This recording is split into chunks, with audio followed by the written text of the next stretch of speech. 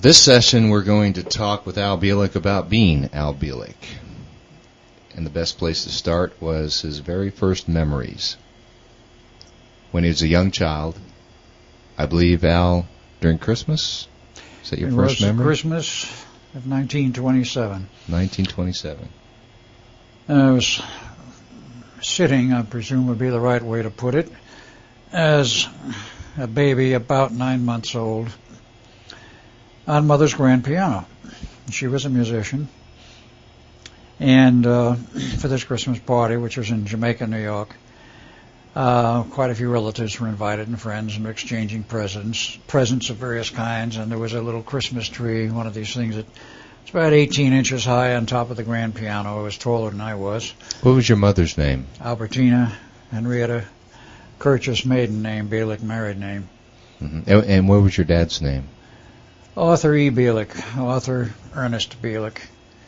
And the marriage was arranged. There was of two musicians, so to speak, though music for my father, and I say, of course, father, I didn't know that he was anything but my father until many, many years later. Mm-hmm. I also was a graduate of Brooklyn Polytechnic, mechanical engineering, but he also maintained his interest in music for quite some years, and it's probably because of that he met the woman I knew as my mother, Albertina Bielek, because she was a graduate of the Institute of Musical Art in New York, which was then associated with and is now part of Juilliard School of Music. Well, let's go back. You were physically Al Bielek, but it was the same physical body of Ed Cameron at the time that was regressed? That is correct. I was a shrunken version of Ed Cameron, physical age regression.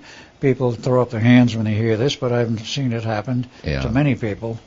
I know of it happening to many people. Did you ever get any hint from your mom and dad that you were adopted or you weren't their real child? No, there was never any indication of this. I believe after I was inserted in the family as a substitute for a real Al Bielek who was supposed to have died, I got that from my mother before she died, about 4 months before she did. She remembered part of it. And the part she remembered was when she looked at me blankly one day in the nursing home and said, "The baby's dead, isn't it?" Now that might not be so significant in the average family, but there were no known brothers or sisters, and I'd spent a lot of time and effort trying to find out if I had a brother or sister because I was certain I had a brother. As a fact, I did, but it was not in the Bielek family.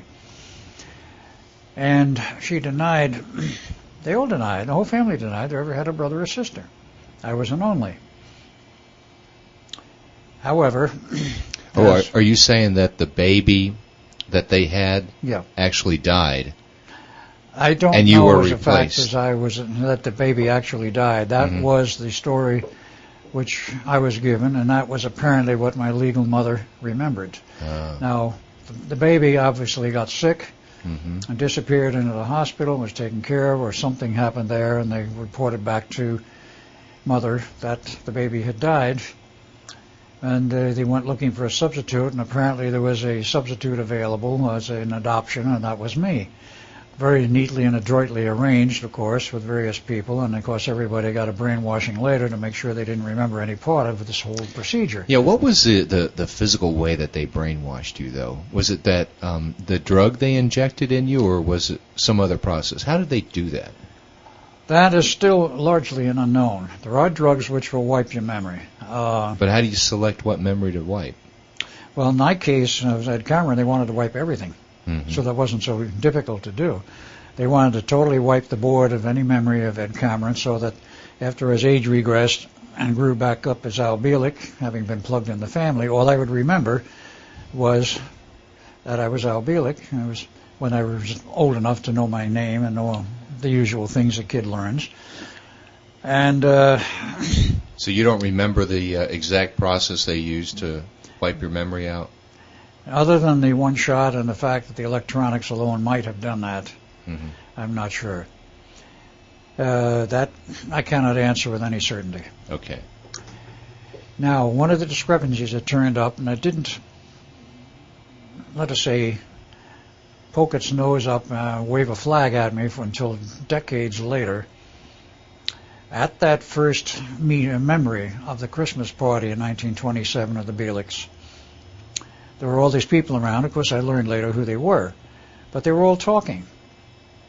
And the recollection I have is that I understood virtually everything they said. Now, when does a 9-month-old baby understand everything that adults are saying? It doesn't happen unless there's something slightly unusual about that individual. If they regress back, then Yeah. they do.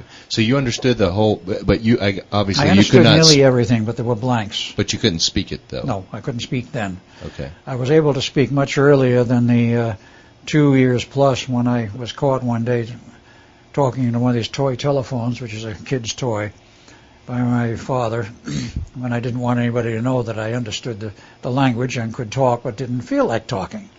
I mean, I had literally my own little thing going in which I had decided I wasn't going to speak until I was ready to. I knew how to. Kind of a stubborn streak there. You might say that. You might say that. So when did you start talking? Just before I was 3, according to my folks. And were you talking like you and I are talking right now? Well, I was talking like a kid would, but I was talking in normal language and sentences. Huh. And that was established quite early. So you were apparently the boy wonder genius at that time. In some respects, that was true. I remember many little incidents of that period when folks were still living in Jamaica. When I used to go around the neighborhood and I ran into other kids. I was a little older than 3 then, but I remember quite a bit about the neighborhood and things people were saying. But all of it didn't all come together until quite a bit later. And the sequence of events was I was born in Jamaica. We lived there approximately a year and a half in that particular address. Then folks moved over to Paterson, New Jersey for some reason or other. We were there about 2 years. And I remember a number of incidents from there. Then they moved to Long Island because my father got the idea he wanted to get into the gasoline business and gas station with his father, my legal grandfather. So they opened this little gas station on Sunrise Highway, which started to go well for a while. I do remember them making comments as though if we keep making money like this, we may get rich. Well, something went sour. I did not understand at that point what it was, but I know now what it was. I only knew that the business fell off and they were moaning and groaning about lack of money. And finally they had to close the business. What was it that caused their business to go into decline? The problem was that about 2 blocks down the street, somebody opened up a competitive station and totally undercut them on price. Oh. There was a price war. Put them out of business. Why, I don't know. I have no understanding then, and I don't know now whether there's any significance to that or not. It was just plain business, dirty business. Mm-hmm. From there we moved to Brooklyn, and with my mother's parents, my grandfather, Curtis, and his wife were there, living in the upper floor of the very famous address at 2333 Foster Avenue. Famous to me, that is. And that's when I first started to go to grade school, and going up through first into the 5th grade. What did your dad do at that time in Brooklyn? In Brooklyn, he did a number of things. He was basically teaching still at Polytechnic and at the Institute of Mechanical Art in New York. I remember that. And then when he lost those jobs, he was looking for something else. He wound up working in the Brooklyn Navy Yard, of all places, as an inspector, mechanical parts inspector. The significance of that, of course, there was no meaning for me at that time that it had any significance, but there was a significance of that in terms of my whole life. At the Brooklyn Navy Yard was where, in essence, the Philadelphia experiment began. Again, let's go back. What year was this that you were moved into? I mean, you went from 53 to what year when you were 9 months old? What year was that? In 53 I was transferred to 83, and then I went back to 1927. My birth certificate, as Al Bielek says, that I was born on 31 March 1927. Now, I'm certain there was a real Al Bielek. But you think he may have died or been moved on? I do somewhere? not know if he died or was removed and moved on to elsewhere. Mm-hmm. That's still something of an unknown. I have a feeling that he did not die, that was just another story told to my parents by the nurse or whomever had set this thing up. Okay. In any case, we moved to Brooklyn. I started going to school. At that time, I was still a little bit on the aggressive side. It was in Brooklyn where suddenly things flipped and I became very compliant, very passive, if you will. And instead of being the bully, I was the bullied. Well, that's normal. Yeah, it's normal in a sense. Yeah. Part of growing up. But I was rather outspoken in class in school, and actually I did quite well in school up to the point of the 5th grade. And then some things went haywire. I'm still not yet fully aware of all of the implications, all of the inputs, if you will. But I became terribly fearful, psychically fearful of something in the house there at Foster Avenue. And it was driving me bananas. I dropped out of school. Parents took me out of school. They took me to a doctor. The doctor said, he has sinusitis dance, which was a medical term then for saying that the person was very agitated and nervously unstable, and that was just a term they used which may or may not have had a medical basis. In terms of what I know now, it probably didn't have a medical basis. But I think they call that ADD now. I think they've changed the name since, yes. Something like that. Exactly. Yeah. Okay. That was the accepted terminology then, in 1936, 37, so forth. You became somewhat paranoid Yeah. at something that was in your house, right? Right. Did you ever find out what that was or what the significance of that was? The true significance of that I'm not sure of yet, even now. Did it finally just move on? Oh, it didn't. We did. Oh, you moved out of the house. We moved out of the house, and folks packed up and moved to New Jersey. Mm-hmm. I didn't like New York anyway, particularly Flatbush area. Didn't like New York at all. I kept having recurring dreams of a huge flood sinking New York City underwater and that sort of thing. How old were you at that time? This started about the age of, I would say those dreams started about the age of 7. Mm-hmm. Thereabouts. And then when we left in 1937, of course, I was 10 years old, and we went to New Jersey. I loved it over there. Went to Tenafly, New Jersey. And I was eventually re-entered into the school system. And since I seemed to be fairly brilliant, in the school system of New Jersey, they completely ignored the fact that I never went to 5th grade except for a few weeks, and put me into the 6th grade. And I fit very well, not only with the age bracket of the kids, but also in terms of the academic material. And I might add, the academic material in the schools then was so far beyond what they teach now, there's no comparison. I mean, we learned real history as it was. They still taught history in those days. Social studies, and we had rather controversial books on subjects of social studies and social movements and all of that. We studied all of that. We had to learn a language in high school. What language did you learn? I started out with Spanish and then switched to German. Mm.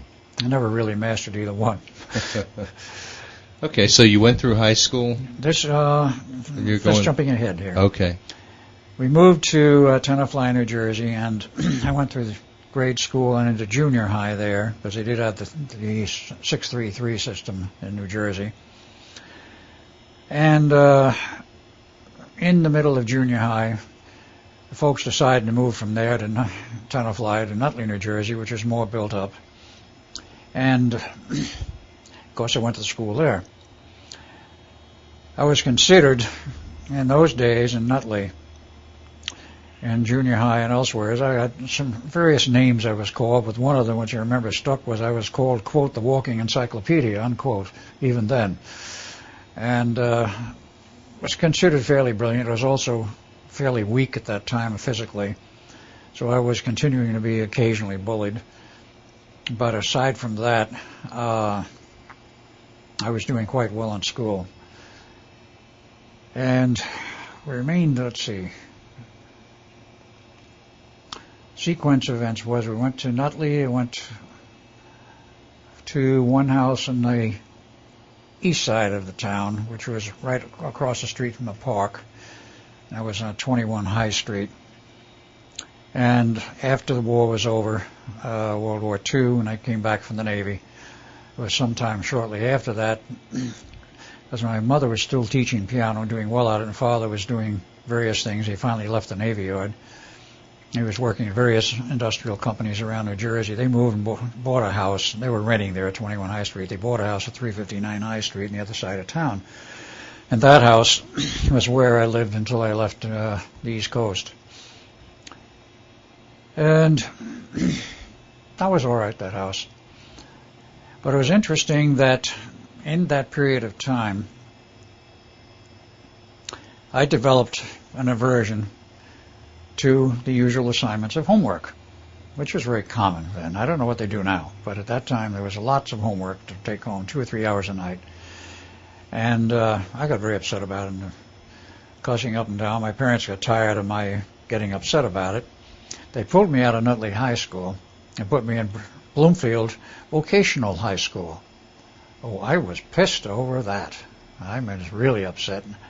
And the director of it, the admitting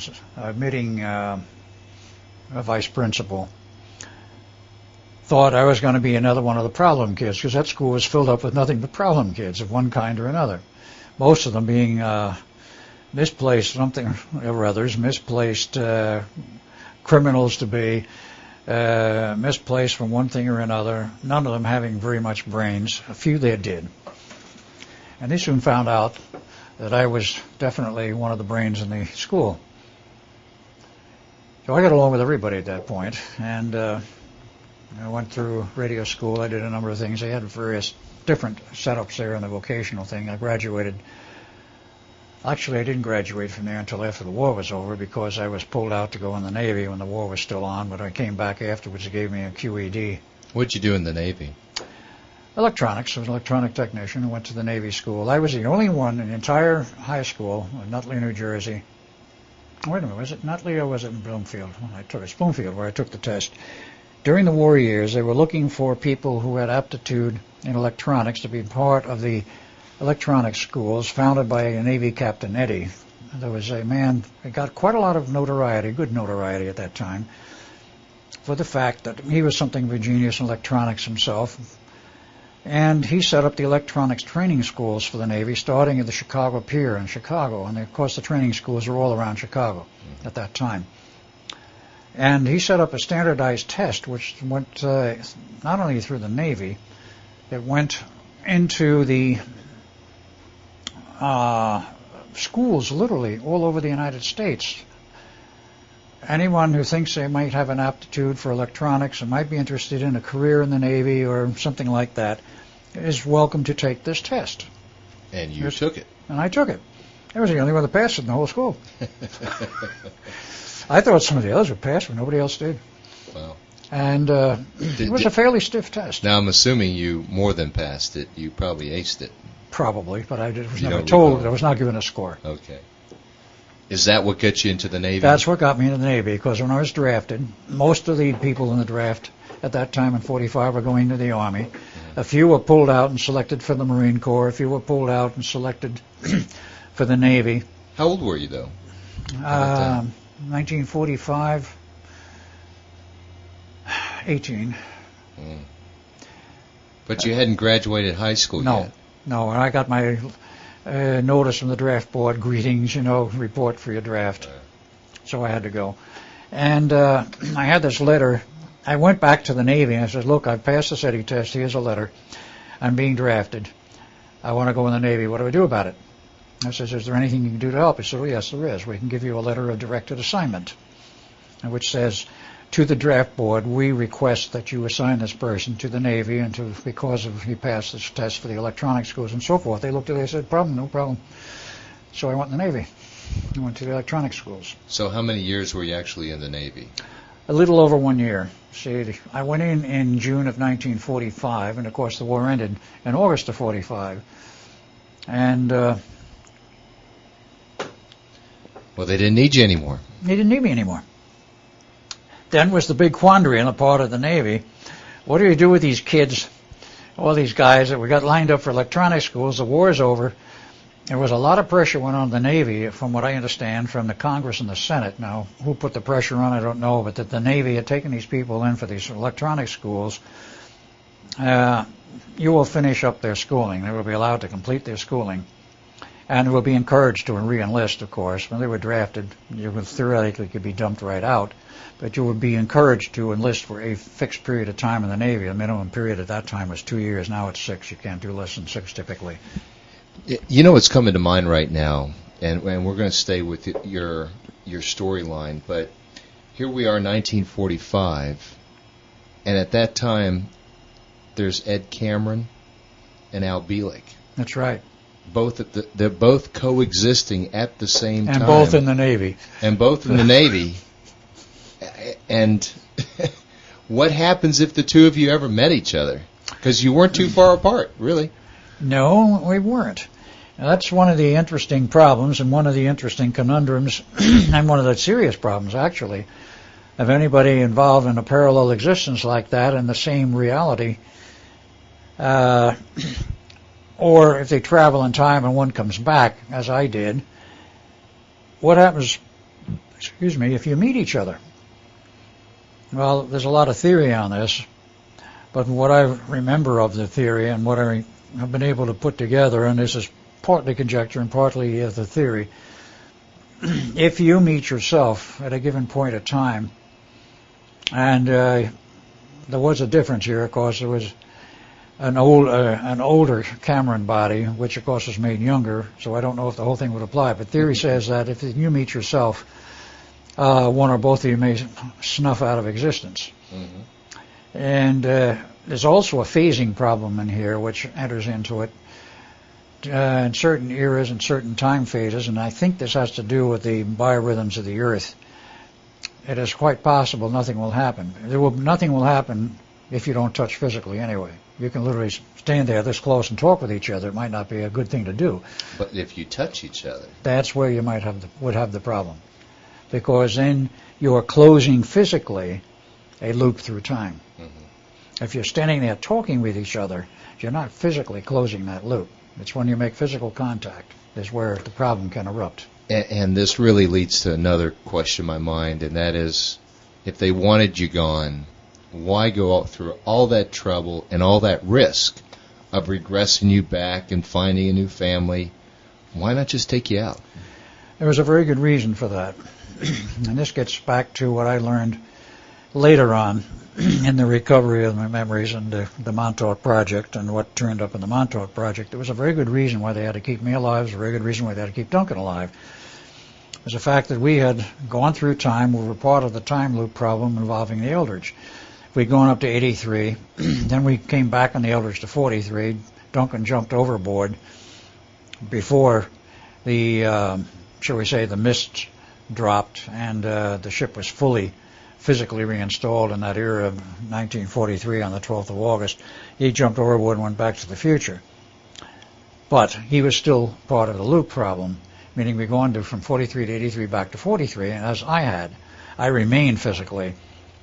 But one of the men who was involved with the theory of this whole business and set up the experiment in the first place was a Dr. Norman Levinson from MIT. You can find his books around on the shelves if you know where to look. He wrote a series of 5 books on mathematics that are in the open literature, and there was one that was highly classified involving the time matrices and time equations as were used with this experiment. And one of the things he uncovered, and Preston was the one who finally found out about it, was that if you produce a rupture, or in this case it was not a true rupture, but a severe disturbance in the time field, and time is in a field form, it's tenuous, but it is an actual energy field. If you produce a disturbance in it, which disturbs the normal flow of time, you have, like in a improperly terminated transmission line for transmitting RF energy, you have a reflected wave problem. You can go back to the source. If it's damped, proper impedance on both ends, no such wave.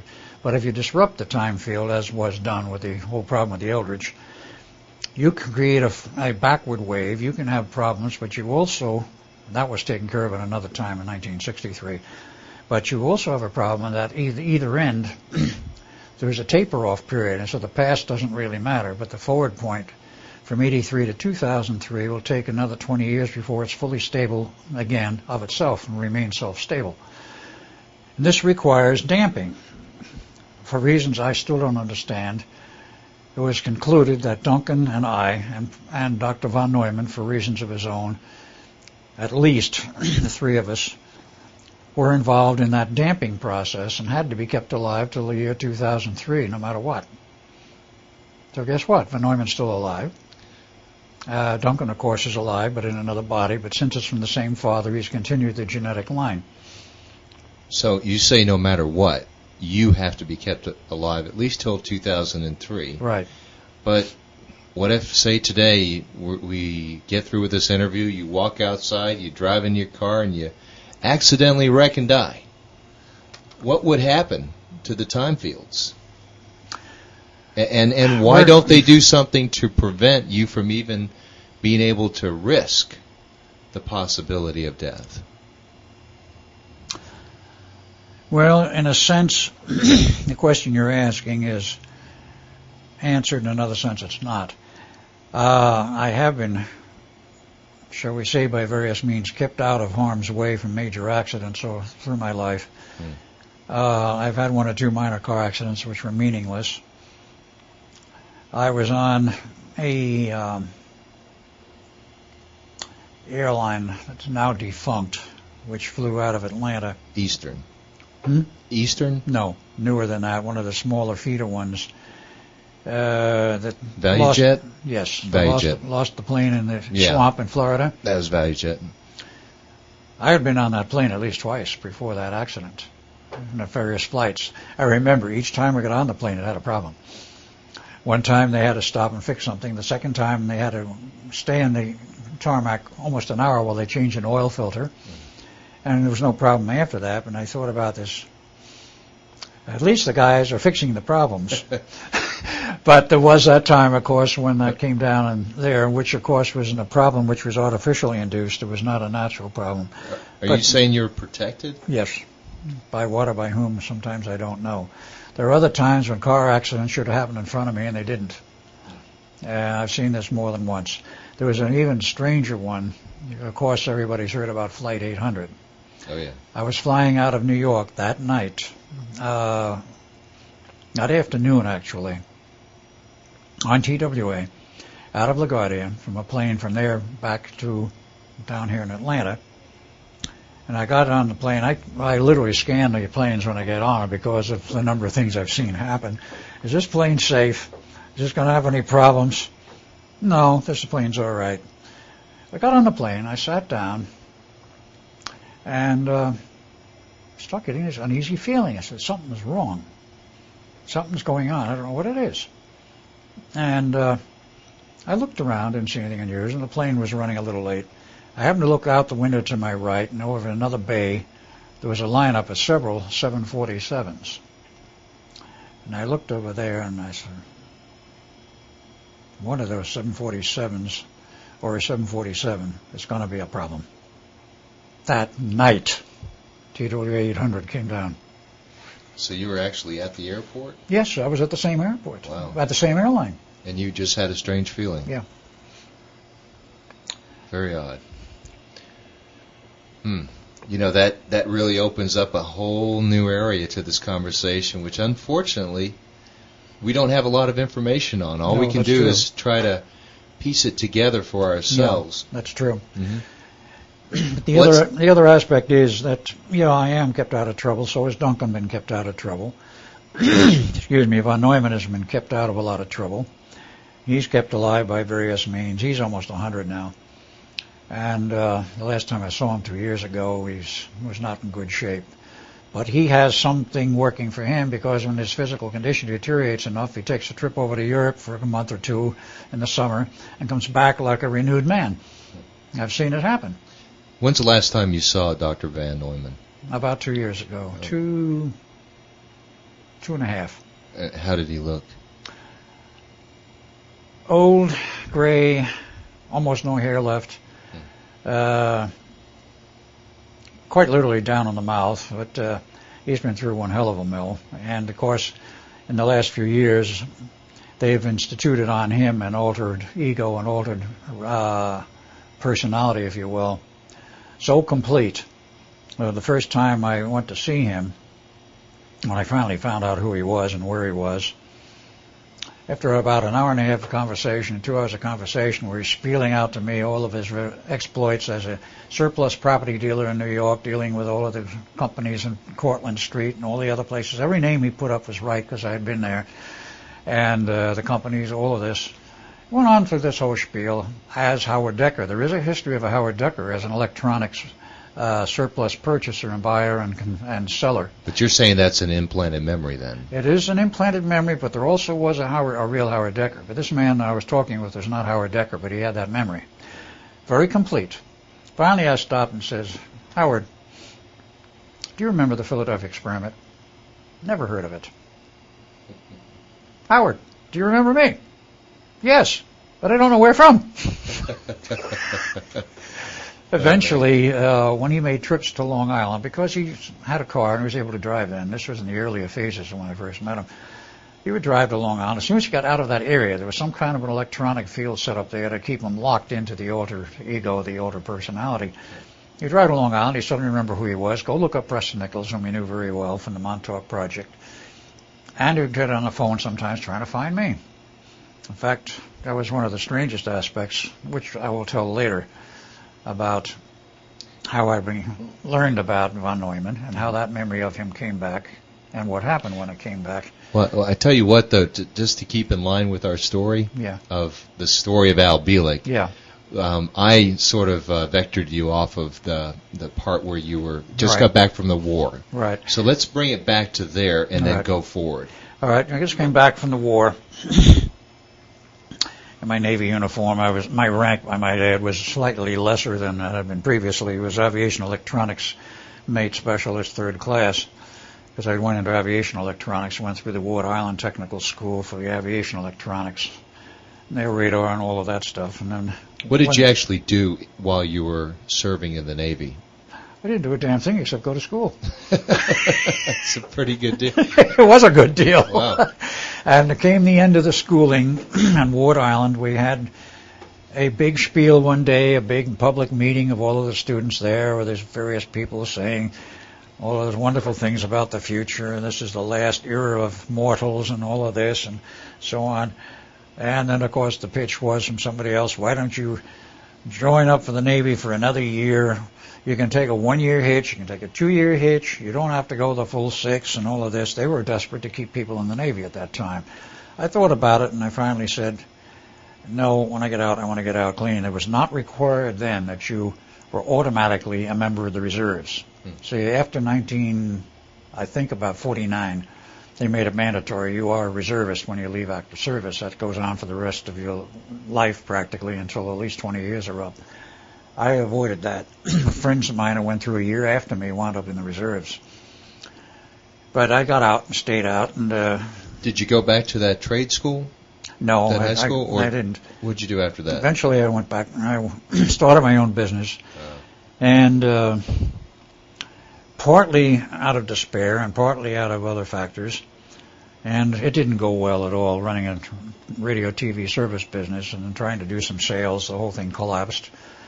So I went to college in New Jersey, Newark College of Engineering in Newark, New Jersey, and met a very interesting prof there who now, in retrospect, I look at him, he looked a great deal like von Neumann. He was, he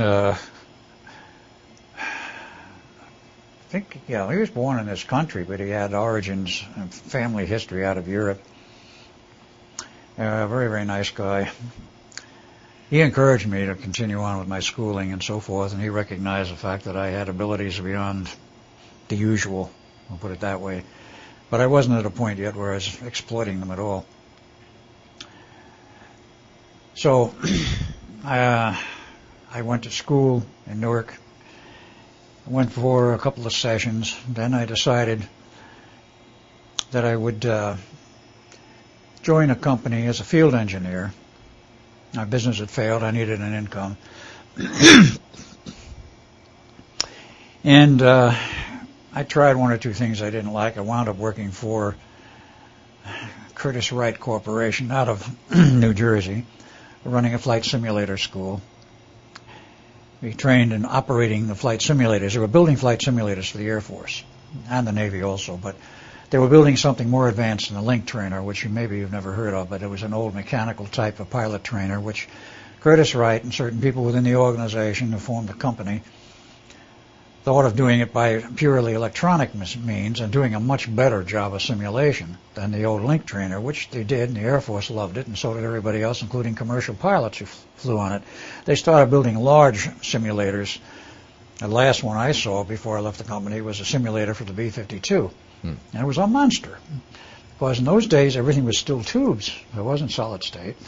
And they had these analog motored servo-driven cords with wire brushes in them, which all figured in a complete servo loop system where your signals are fed in from the actual controls on the aircraft, or the section of the real aircraft. Did you help build this equipment? No, I only serviced it. Serviced. And instructed in its use. Okay.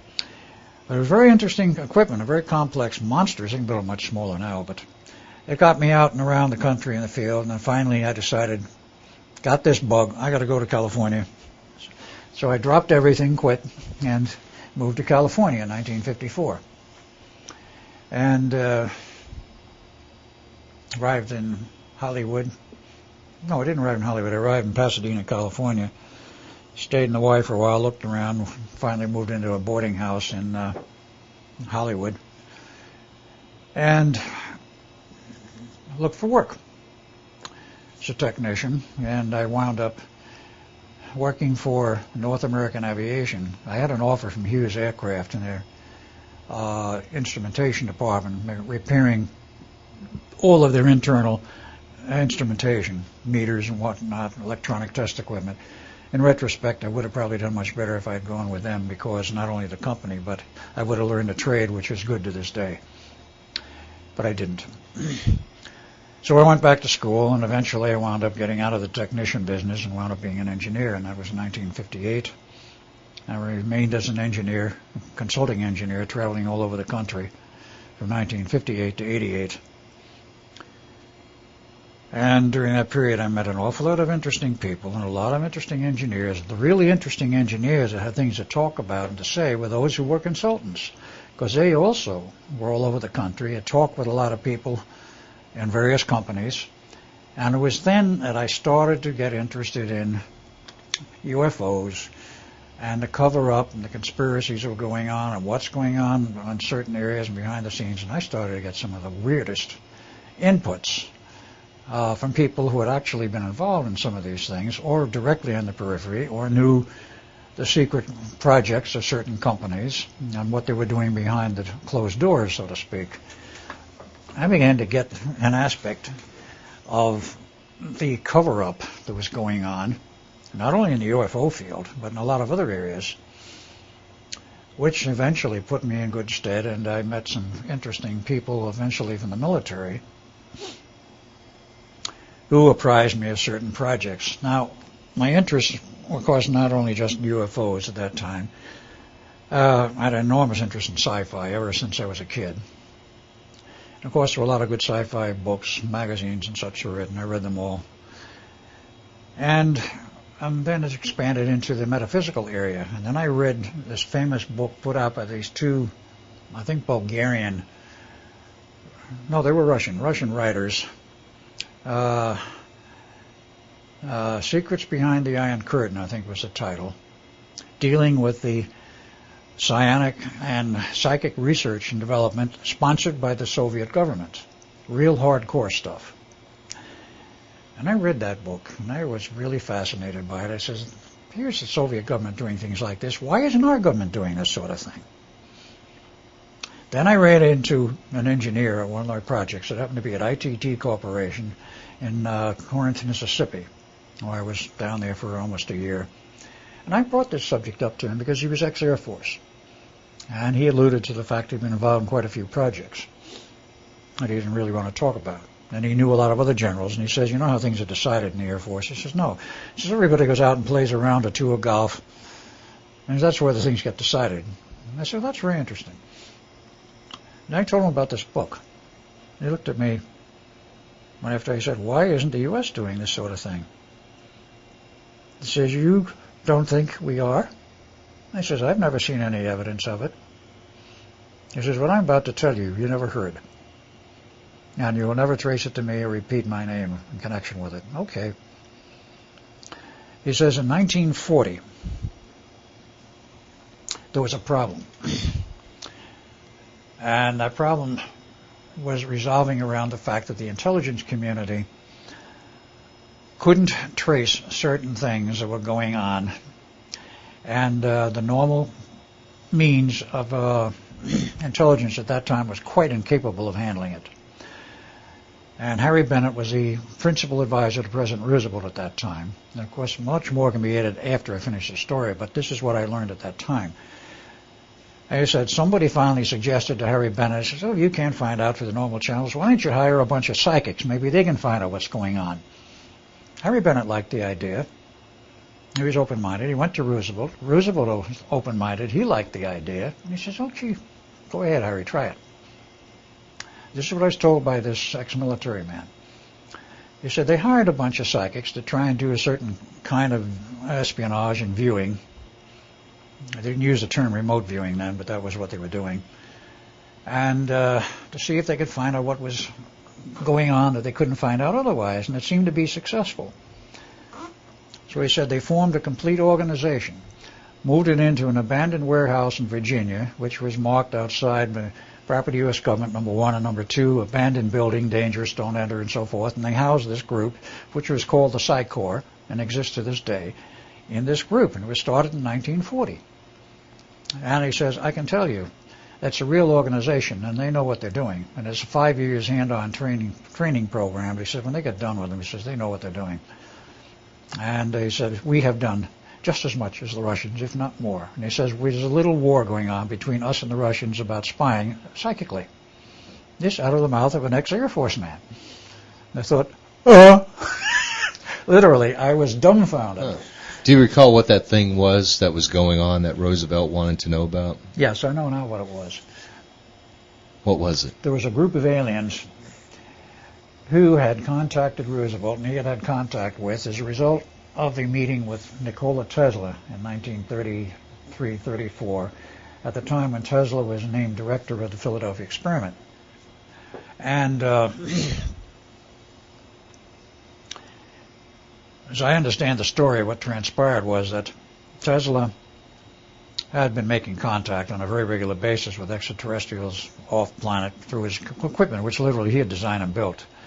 He was working for RCA, and he was building the receivers there, and he had connections elsewhere with, I believe, Westinghouse transmitters, and he may have even designed those, because he was prolific in the stuff that he designed and built. And he had his own equipment, and he was talking to somebody every day that nobody could understand, and the man who told me the story about his equipment was Ralph Bergstresser, one of the, perhaps the principal technician working for Tesla during that whole period.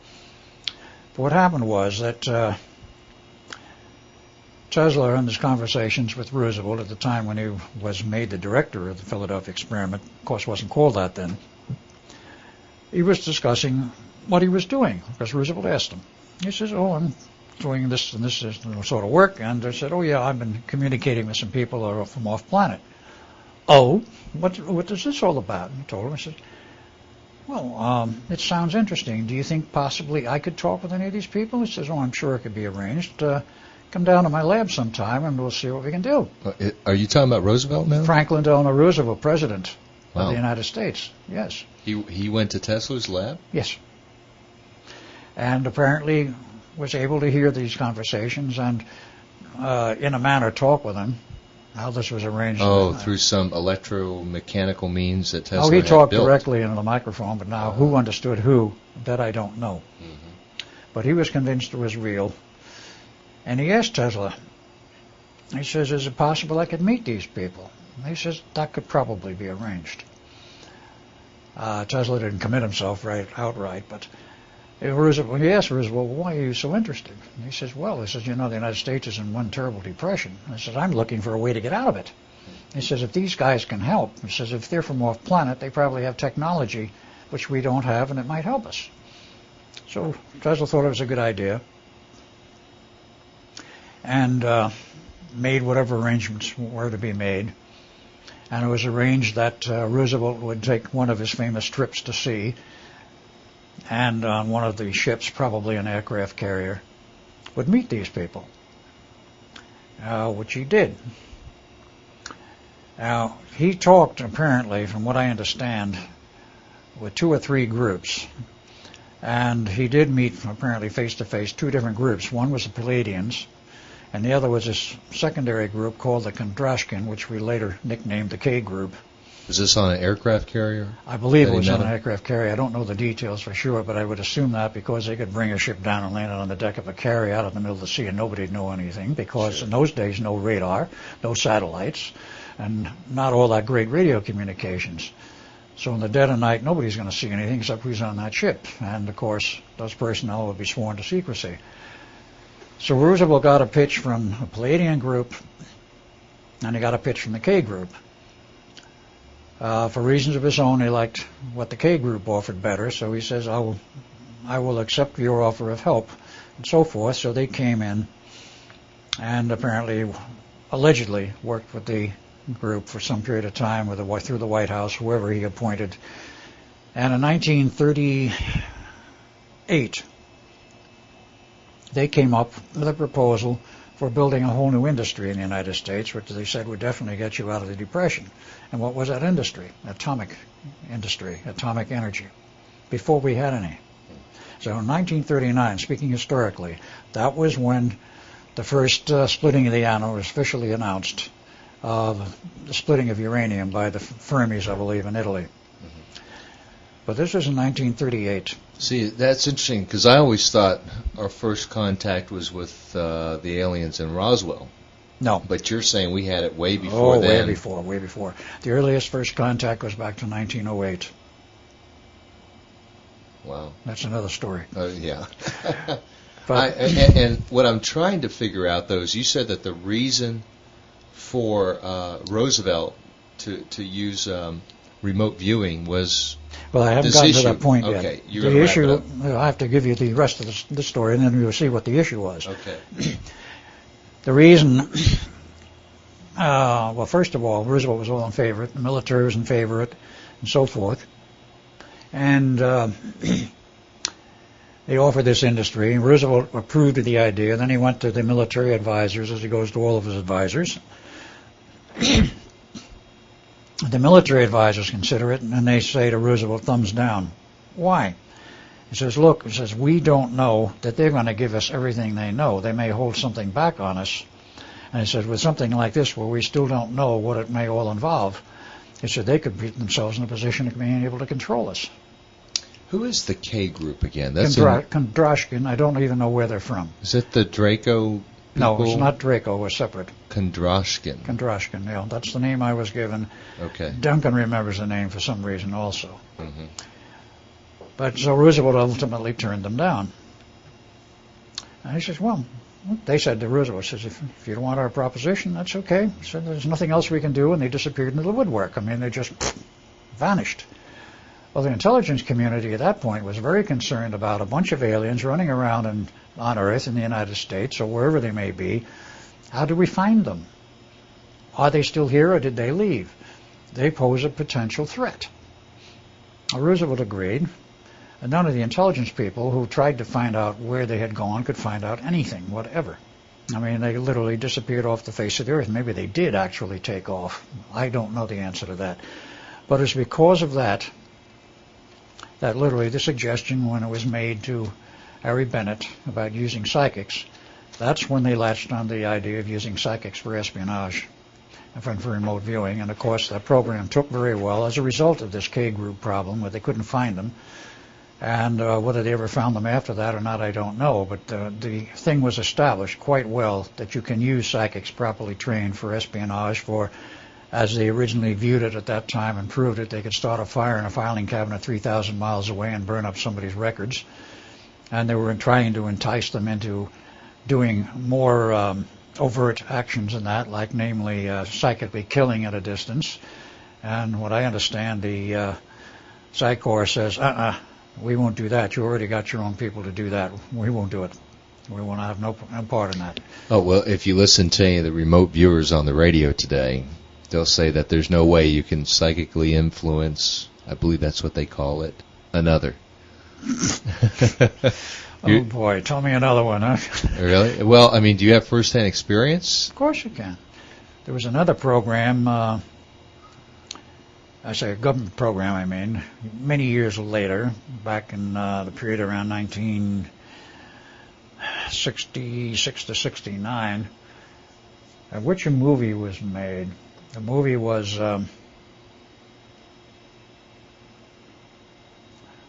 let's see,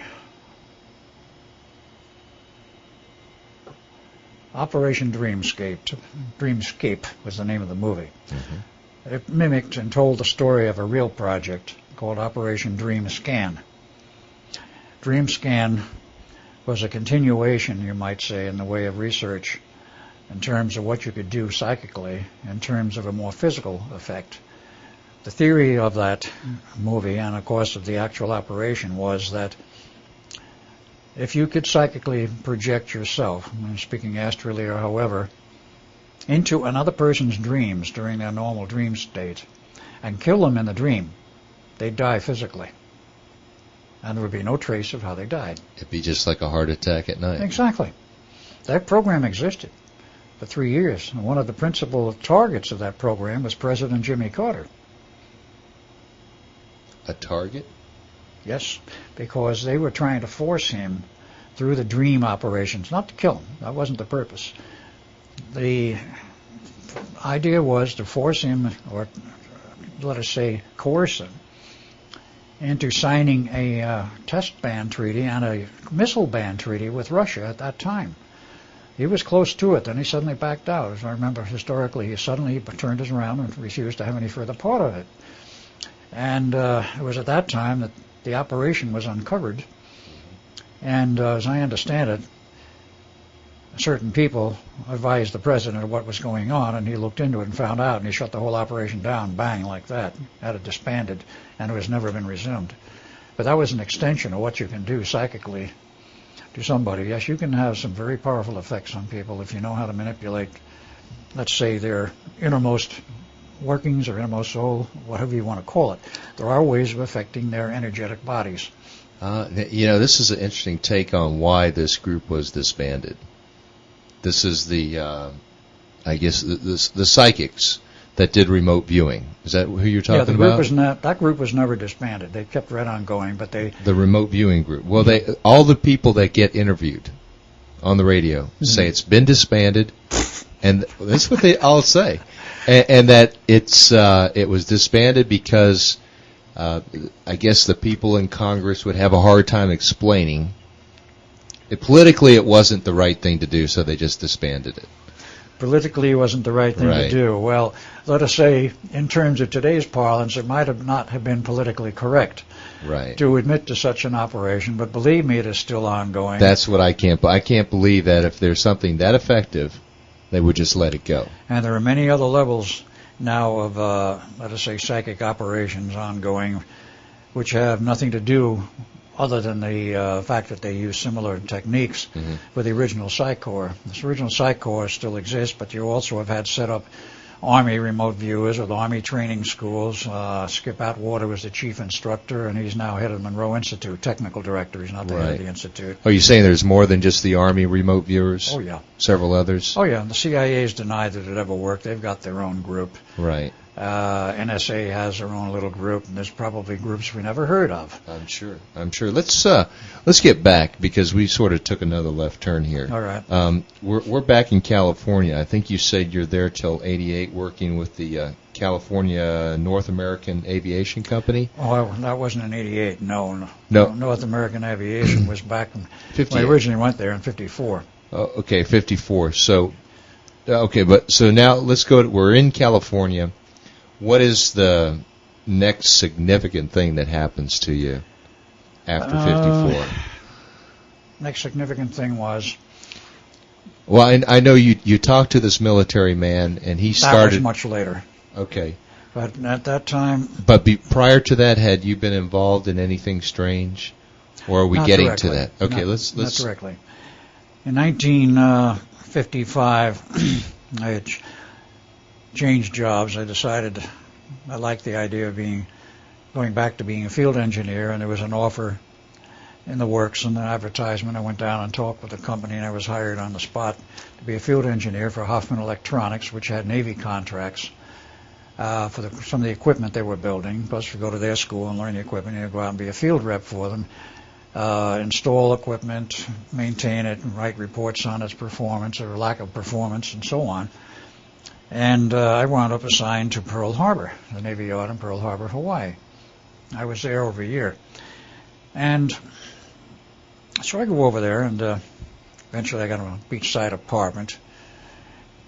And in and out of the Navy Yard, the first thing I noticed when I went in there was that this thing had a feeling. I didn't say look like. I had a feeling of being familiar, that I belonged here. Well, of course, little did I know that I had been there in 1941 when we left the USS Pennsylvania, when I went and dive dock and went to San Francisco. But that feeling sort of persisted throughout my entire stay there in the Navy, as a civilian working for the Navy Department. Eventually, the job ended, but before it did, one other very significant thing almost occurred. About June of 1956, the office staff there was invited to a Saturday afternoon party by two of the naval officers connected with the office in their apartment, which was out in Kaneohe someplace, which is well east of Honolulu, out in the boonies, if you will. And we were having a great time there at the party. Everybody was getting sloshed, which is so typical of the Navy and typical of parties on the island. What else did you do then? Everybody drank like a fish, even the civilian bars, including me. And I was drinking and feeling no pain, and I was looking at these two officers in fatigues at the end of the runway. It was almost like a runway. It was a second-floor apartment, and there was the extreme end of the walkway and the door of their apartment. And I was looking at them, and I said, there's something here that's familiar. I'm not quite sure what it is. It started leaking through. I fit in the position of one of those officers. Now, who fits in the position of the other one? I said, somebody else fits, I know that. But it never quite broke through who it was. And it would have been my brother, but at that point I didn't know I had a brother, no connection with this other thing. And possibly one more drink would have broken it through, but at that point I said, I better not drink anymore because I got to drive all the way back to Waikiki Beach, and I'll be in no shape to drive. So that was the first time you had any inkling about this past life? That's right. That was the first time I had any real inkling. Okay. And yes, it would have fitted because we were both the same age, and at a certain point we probably bore quite a resemblance to those two. And we, of course, in our own time did our own bit of drinking too, like it was very standard in the Navy. Very few in the Navy don't. But that was the beginning of the start of a breakthrough. I've never forgotten that point, and I realized, I might have been able to force it at that time, but suppose I had. I wouldn't have been any other data to support it. I wouldn't have been able to put it in its proper perspective. Yeah, it would have just seemed like a dream. That's right. It would have. Which is going to be, what most people are going to ask, I would imagine. Well, how do you know? How do you know it really happened? Because you're really counting on your memories. I'm counting on my memories, yes, but also there are other people. When I get into the business of uncovering... Yeah, we're going to get into that, sure. What happened to me in the process of going around the country lecturing on the subject. Mm-hmm. The people that came forward and said, we knew you, or I knew you back when. I knew you on the Pennsylvania. I knew you here. I knew you there. If all you part of the Philadelphia Experiment sequel. If you're trying to take an inventory of all the people that have come up to you and said, Al, I knew you as Ed, mm-hmm. Just a rough guess, how many people would you say? I would say at this point there was at least 5, it might have been 6. But I know right now directly I remember 3. So it's between 3 and 6. People who came up to you and verified, they said, I knew you when. Exactly. Well, now you have Preston, you have your brother. Yeah. Others. Yes, there are others. So that, in the period of time, helped. There was one man. Was there anything else, though, besides just people coming up to you that sort of helped convince you that it was real rather than just something in your own mind? Well, as time went on, one of the things that occurred when in New Jersey before I moved to California, I left out, in 1951, because of my interest in expanding into various areas of ancient history and strange phenomena and such, there was somebody I knew in New Jersey that said, "There's a man in New York you ought to go meet." And I said, "Who's that?" And he said, "There's a guy by the name of Ivan Sanderson. He's on Gary Moore's TV show.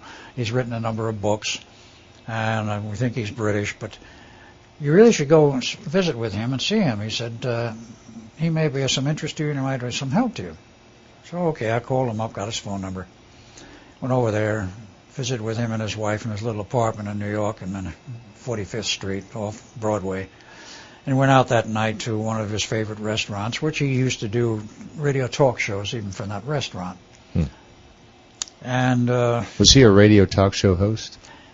Not a host as such. Most of the time somebody else hosted the program. But in the earliest phases, he carried on almost as a host. He was a one-man show. Mm-hmm. And he would speak in English, he knew some French, and it was very interesting. He had a huge library.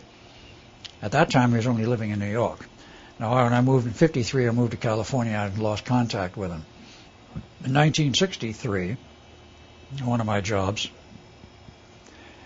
I was in State College, Pennsylvania, and I said, I better call my old friend Ivan, because this is not far away. So I finally got him in New York, and he remembered me. He says, "Where the places have you been for 10 years?" And I said, "Oh, Los Angeles and all over the place." "Well, I'd like to get together with you again." "Fine, and where are you?" And I said, "I'm State College, PA." "Well, I may have business out that way. I'll let you know." And it turned out he couldn't make the trip. He says, "Why don't you come visit me down on my farm?" I says, "Farm?" I said, "Aren't you in New York?" I said, "Yes, I'm still in New York, but I got a farm in New Jersey. I've got an animal farm here, and a retreat and all of this." So I visited him. It was very near Hope, New Jersey, out in the boonies. You got to have a map to find this place. But he had a natural preserve, and he had his wife and his friends and everyone there, and he had established an organization in the meantime,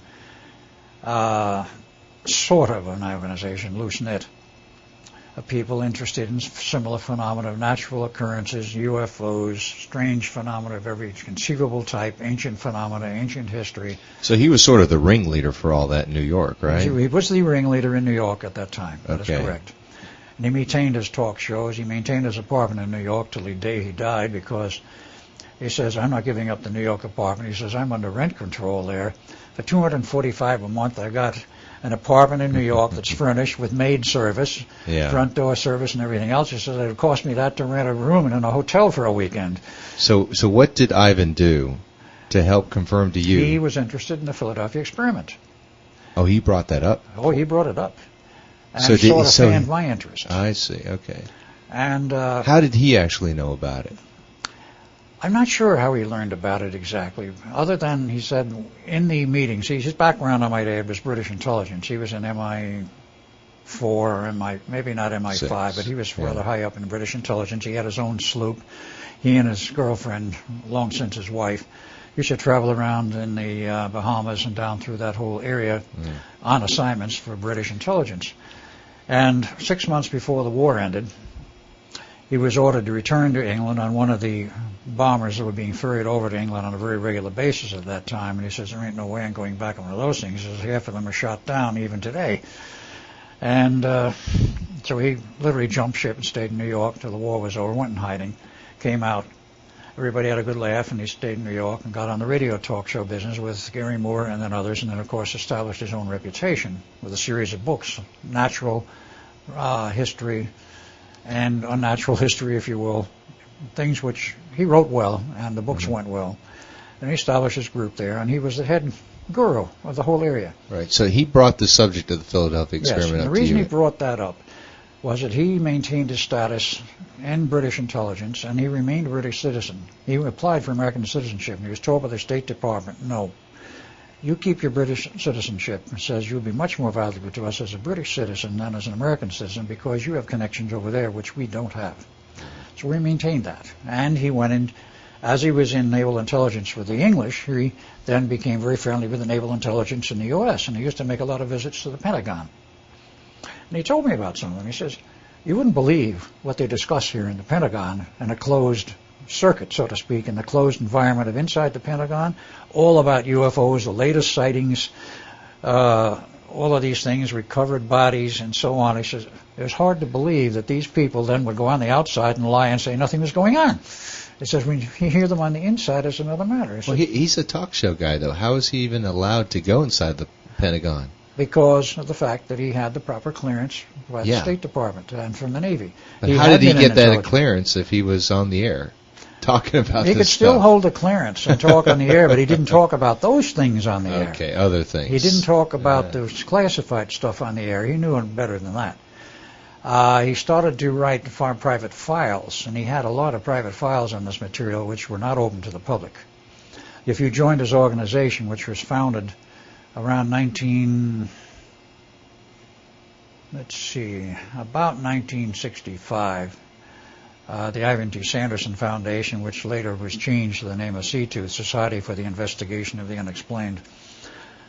I was a founding member, but at one of the original meetings and so forth. But anyone who joined the membership list actually became a going member, got a quarterly bulletin, I think it was, Pursuit, and also had free access to his files on site. You couldn't take anything out. Stuff did disappear, of course, but basically you couldn't take anything out. Eventually, the Library of Congress got interested. This was at a later phase of his life. They were involved in UFO research, and they heard that he had enormous files on it. He had 16 filing cabinets full of stuff, not all UFO material. And he had done some investigations of his own, one of them being the Flatlands Monster, as they called it, in Virginia. And they came to him, Library of Congress. That's the kind of reputation he had. So he knew a lot about a lot of things. And he tried to investigate the Philadelphia experiment, and he was told by the Navy, yes, there was an Eldridge. Such a ship did exist. No, we don't know any records of a Philadelphia experiment. We don't know what you're talking about. He says, that rumor's been around. He says, no, nothing like that ever occurred. That was the official line. So it's odd, though, that he brought that up. Yes, he did. With you, that's right, given the wide scope of things that he was actually investigating. That's true. So there could be something behind the scenes working this. Very possible. Mm-hmm. We'll never know. No, at this point we won't, because he died of cancer 13 months to the day after his wife died of cancer. Okay, now, by him bringing up the Philadelphia experiment, did that spark something in you? Did that spark a memory? Not directly, not immediately. Mm-hmm. No, it did not spark any memories. But it sparked an increased interest. So that got you going in that area? Yeah. Okay. It got me going in it. And there was quite a little bit being published about that time, because it was in 1955. There was an article published in one of the magazines on the alleged Philadelphia experiment and Einstein's connection with it, and the emergence on the in-basket of Admiral Firth about the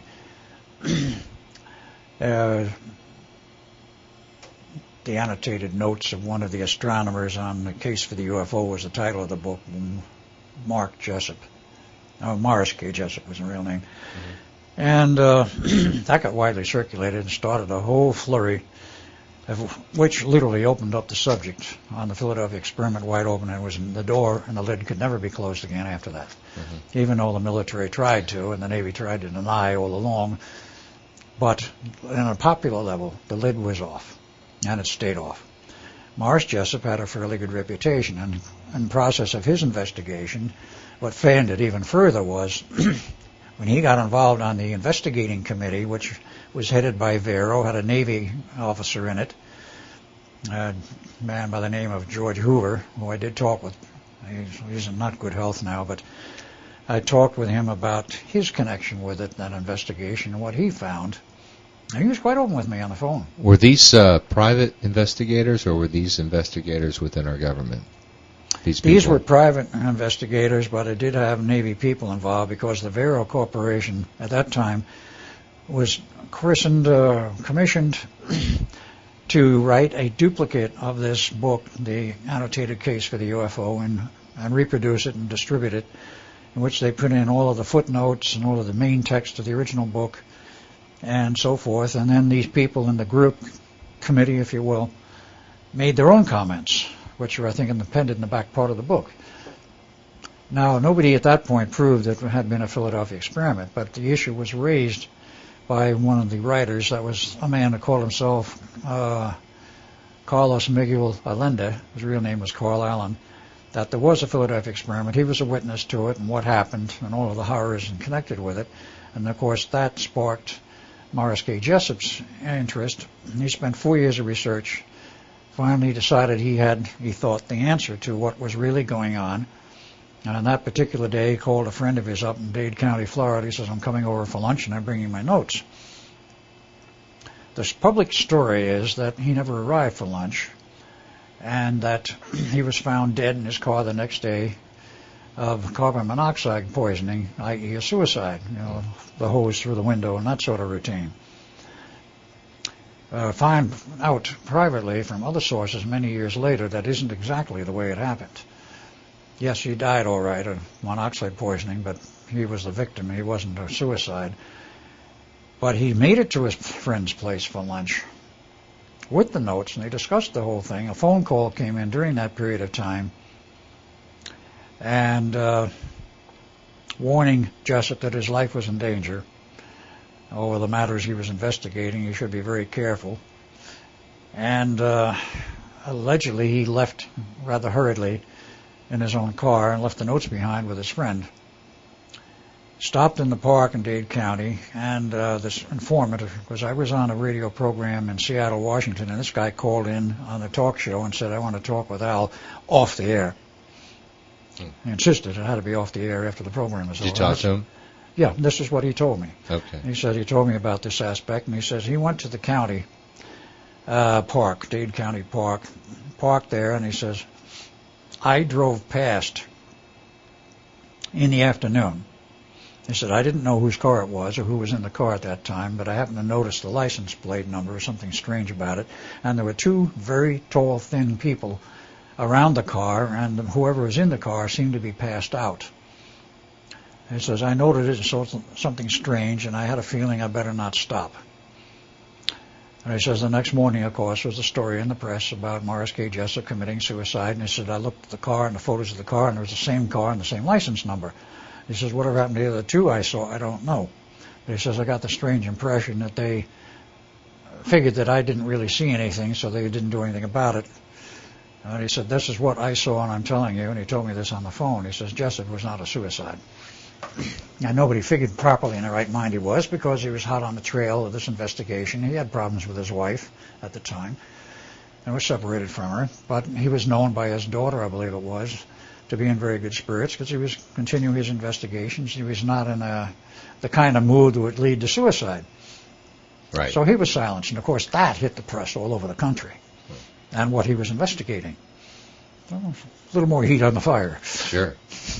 That's probably why they don't take out UFO investigators nowadays, because it certainly leads to a conspiracy notion. It would lead much more heavily. Gives them credibility. More credibility to the conspiracy theorists who are rampant today, and they have every good reason to be. And, of course, every attempt to calm down the fires and to fan the flames into with some cooling material doesn't work very well. No. Now, as I understand, all of this really got you interested in the paranormal, the UFO, the Philadelphia experiment, but you went back to California eventually, I assume. When was the first time that you ever got involved in something which you and I would consider strange, like Montauk and those things? While I was in Hawaii. The first incident I told you about. Right. The next incident was very strange. It was after that office party, perhaps a month or two. was late one night. It was a very hot, sultry night, late June, early July. Okay, we're still in Hawaii right now? Still in Hawaii. This was 56. Mm-hmm. I was sitting out on the seawall of the newly renovated and reopened Royal Hawaiian Hotel. And I got very languid and very sleepy, and I passed out sitting on the seawall. And I woke up sometime later. As I looked at the watch, it was about an hour and a half later, with a feeling of being drugged. And where the blazes was I all this time? What's been going on? And so forth. And finally realized I was in the same spot, and it was the same evening. And as I say, I looked at the watch and found out the time that had passed was something over an hour. I couldn't figure out why I passed out on the seawall and what had happened. I was still sitting in the same position. But I knew, as I was in or quite sensitive, I knew something very unusual had happened. I had no clue as to what it was at that time. And I sort of let it sit in my memory. Eventually I left, of course, the island, went back to Los Angeles, and I was there until 1960. And 1960 I moved to Phoenix, because my parents had long since moved to Phoenix. And speaking of the Bieleks, of course. Well, the question is, why were you groggy? Yes. Wasn't anything I drank, because I wasn't drinking that night. Uh-huh. But my parents moved to Phoenix in 1960, and they bought 1957 and 1960, they bought a house in Scottsdale. And 2 months after the house was bought, my father went in the hospital and died. So I moved up to Scottsdale to sort of take care of my mother and keep eyes out for her, and continued doing my traveling and consulting work out of that house. I moved out from LA to there. But in that period, I still didn't really have a clue as to what happened in 1956 on that seawall. I knew something had happened that was very unusual, but not a clue. Another strange thing happened while I was in the island twice, and this all fits into the later aspect of the Montauk project, but at this point I had no idea what the fitting together of the pieces might wind up being. I used to do a lot of barring, and one night I went up to a bar on the east end of Kalakaua Avenue, where a very well-known Hawaiian performer, female artist, piano player by the name of Momi Jones, was playing in sometimes a downstairs bar and sometimes the upstairs bar. Well, that night she was in the upstairs bar, and I went in the upstairs bar and was there listening to her, and then some guy wandered by me to look like a Marine out of uniform, and I made some comment or other, and we finally got talking about various things and subjects, and got into a sort of metaphysical discussion. We closed the bar, went downstairs, and we talked till dawn next to his car. It was a small MG, the typical type of MG at that time. Well, where do you work? Who do you work for? Can't tell you. Well, what are you doing? What's it in? And finally he says, well, I'm working in electronics. And I said, yeah, who for? Can't tell you, et cetera, et cetera. Well, we parted company, and I was thinking, well, I'm never going to see this guy again. I didn't know who he was, where he was from, or anything else. 1 week later, or maybe it was 2 weeks later, same Saturday night, same place, upstairs in the same bar, he shows up again. I said, look, let's get the hell out of here and go talk someplace. He was drunker than a skunk that night. It was his turn, so to speak. I wasn't drunk that night, but I had a drink or two. And he said, something there over the men's room. He disappeared. Never saw him again. He did turn up again, all right, at the Montauk Project. But to tell that story, you have to tell a lot in between, which will probably be in the next session. But that was the other strange clues that were dropped on my lap, so to speak, at that time when I was in Hawaii. So it was not an accidental meeting you had with this gentleman, was it? No, it was not. He actually was seeking me out. I didn't know that until many years later. He was a bird dog. Now, let's go back to that original question I had. Why were you groggy that night? Why was I groggy that night?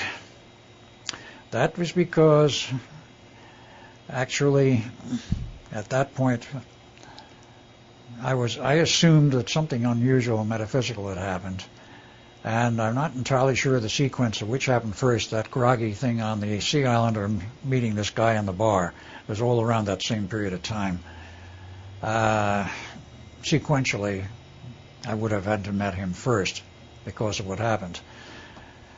That groggy feeling was a result of having been yanked through time and actually being indoctrinated in and becoming part of the Montauk Project for quite a long period of time, and then brought back. They typically, if they pull you out of a location, they bring you back to the same point where you came from at the same time you came from, sort of like within a very second. short period of time. It could be a second, it could be a half hour. Their technology at that time wasn't that precise that they could do it within a minute or a second. Now they can do it within a split second. Okay, wow, that's amazing. I think that this is a great place to end this part of the talk today. When we get into the next part, it's starting with Montauk, it looks like, and we'll go all the way through that till the present. Yeah. So we've been talking this time with Al Bielek. It's been a wonderful talk, and look forward to the next one. Okay. Good deal. I'll give you your mic. Okay, we're interviewing Al Bielek again. This time we're going to take it from the point when you left the Navy for the second time. Yes. They, of course, before I left, twisted my arm to join the reserves and all of that, but I decided I wanted out without any hooks into me. Most of my friends signed up for the reserves, and some of them regretted it because they got pulled for the Korean War. But I didn't, because I hadn't signed up. So in 1947, after looking around at the job market, which was not terribly proficient at the time, and of course I did not have a college degree at the time, I decided to go into my own business, doing radio, TV repairs, audio work, designing and building audio equipment, and that sort of thing. That lasted until about 1951. In 52, and I saw it was getting nowhere, so I decided to drop it. Actually opened a store in Nutley, New Jersey. Seemed to go fairly well for a while, but it decided to peter out. Couldn't pay the rent or anything anymore. I said, this is enough, and go to work for an honest living and make a salary of some kind.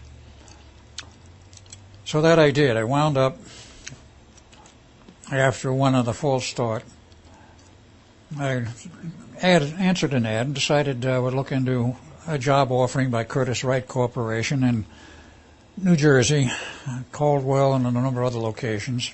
Bloomfield was where the one I answered was located, as an instructor and representative for them on their flight simulators in the Flight Simulator School. Well, that intrigued me because it was for the Air Force as well as the Navy, and involved flight trainers as well as flight simulators. I became involved with a simulator program. Very large, complex pieces of equipment involving anywhere from 8 to 30 cabinets full of electronics. Especially designed analog card, or actually a stack of them, 6 or 8 of them on the end of a servo system, which simulated the various aspects of the electrical signals on board the aircraft that they were simulating. They actually designed it to simulate a specific aircraft. And as such, we had to be trained to that specific aircraft and the specific simulator and know how to fly it ourselves and, of course, how to repair it. Because these were sold to the Air Force. Was that your job, Al, was to repair the simulator equipment? To teach class to the Air Force personnel in the flight simulator, to make sure every morning it was working properly, do a test flight, as it were, and then sit back and hope it kept working for the rest of the day without any hitches. Most of the time it did, sometimes it didn't, and that's where we came in. We had to actually repair them and put them back into service. We were contracted out to the Air Force at various locations. I wound up at Seward Air Force Base in Nashville, Tennessee, and I had not the slightest idea what Nashville was like until I got there. Talk about a hillbilly town in the middle of the 50s. It had some very famous operations going. Grand Ole Opry was in full swing at that time in the old Opry House, the original one. I went to two of those sessions. You wouldn't believe these people up in the back rows of the Grand Ole Opry. Minnie Pearl and the whole 9 yards of them out on stage. I mean, they put on a show like you wouldn't believe. And these hillbillies, pardon the expression, coming up from the hills and coming up in the upper tiers of the balconies, they filled the house nearly every night that they performed.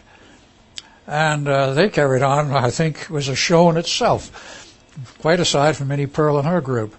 Of course, they would go out after the show was over, and they would go to local bars, and one of the other guys with me, a man by the name of Godbout, who was from New Jersey, they used to go with him, Minnie Pearl and the group, and drinking. He was quite a drinker. I was rather moderate at the time. And go out with these people at all hours of the night, as they partied to all hours of the night. Then they go down to Ernest Tubbs' record store, which was quite an institution in itself, and stand outside and carry on. He'd play records, and they would have a party out in the street. Nashville in those days, I'm sure, was not at all like it is now. It was a rather wide open town, and almost anything went on. So I was there until I was brought back, and they were going to send me to Germany. And I decided, in retrospect, I think it was a mistake, but I decided at the time I didn't want to go to Germany. I wanted to move to California. So I severed my relations with the company and moved to California. Cold turkey. Enough money in the bank to finance my trip, making quite a tour out of it. I had a brand new 53 Lincoln. And this was in 1953, 54. And wound up there, moved to a boarding house, and finally got to work with one of the companies in the Los Angeles area, North American Aviation, as a technician. Over a period of time, I did more schooling and finally wound up getting myself on staff as an engineer with a company up in Northern California, Ampex. That blew up in my face about 3 months later. I liked the company, liked the job, and liked the area, but somebody in the company didn't like me. And I got called into the office one day and summarily fired for, quote, incompetence, unquote. When I heard that, I said, "Are you crazy?" I said, "Well, that's what I have here." Now, this was the personnel director. He only did what he was told. It wasn't his fault, obviously. But I went back with friends in the company. They blew up, and it went all the way to A.M. Ponyatov himself, founder and president of the company. He blew up. He started an investigation to find out what was going on, and my record was wiped clean of the charges that were made, and there were some reprimands, I'm sure, but I was out. They didn't want me back, and I found out I was blacklisted up and down the entire peninsula. Silicon Valley was not, at that time, a fully blown Silicon Valley. It was in its earlier days. Like Hewlett-Packard had only been in operation for a few years. You were blacklisted just because of that Ampex situation? That's correct. I found out later I was not the only one where this happened to. There were others who were kicked out the same way. What were the charges brought against you? The charges were that I was incompetent, technically, which was absolute BS. And was erased. But I went back to Los Angeles, went to work down there, went back to school, and eventually wound up as an engineer with another company. I wound up in the consulting field, if you will,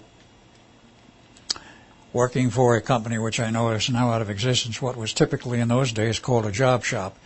They started in the mid-50s, and they expanded to a nationwide operation with hundreds of them in the business, literally putting on the staff and hiring for a specific job an electronic engineer who had the background and experience, and they would be parceled out to a company who was short of engineers, couldn't get them in the front door in the normal manner, so they go to these consulting firms, properly, I think, and very commonly called job shops, and say, "We need X number of people for certain categories. Can you supply them?" And they say, "Sure, we can." And they would send the bodies over, like myself or somebody else, to be interviewed by the company as a client company. And usually as a perfunctory interview, they go mostly on their resume. And you were in there on your own. If you performed, they kept you. If you didn't perform, you were out the door in a couple of weeks. But I was always liked, and I was performed, and I was kept on most of these. And eventually one of them wound up with the Space Technology Laboratories. They wanted to hire me permanently, which, again, in retrospect, probably should have stayed with them because it was a very prestigious company. And they were into all of the space stuff, everything.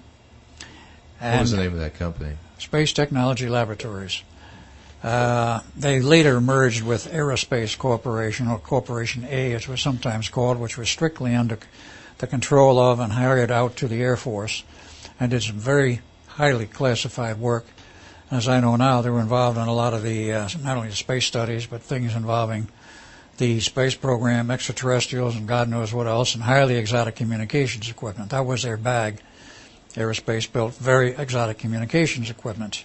I helped design some of the stuff for STL, which is why they wanted to keep me on board. And at that time, what we were doing in the earliest days of solid state was quite exotic. Of course, in the 50s, we've gone far beyond that state now. But what we were doing then was considered quite exotic. And if you could do something with a solid state, you were in demand. So I went with the company. I wound up being all over the country. Small company in State College, PA, called Secor Corporation. Worked for them for a year. When finally they ran out of work for me to do, they wanted to hire me permanently too, and I didn't want to stay in State College. It was a small town. College town, yes, but had lousy winter weather.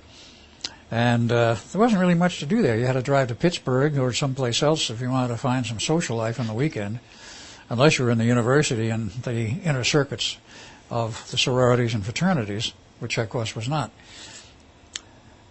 As I finished that job, I got an invite by the chief engineer of another company working in State College who was, in a sense, competitor to Secor, except that their work was all military and government. Secor was primarily commercial, but I did work on a few government projects, making highly exotic solid-state pulse amplifiers operating out to 1 gigahertz. This was in 1953.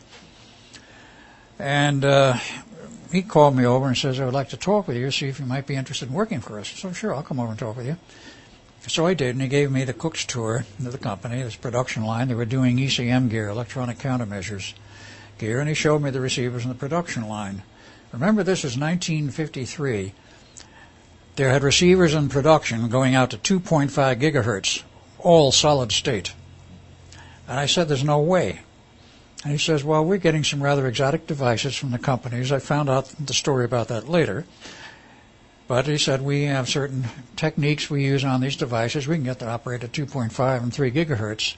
And, of course, this is all proprietary stuff, and you're not to talk about it. I said, okay, of course, this is, what, in the 50s? So it's 45 years ago. They're going far beyond that stage now.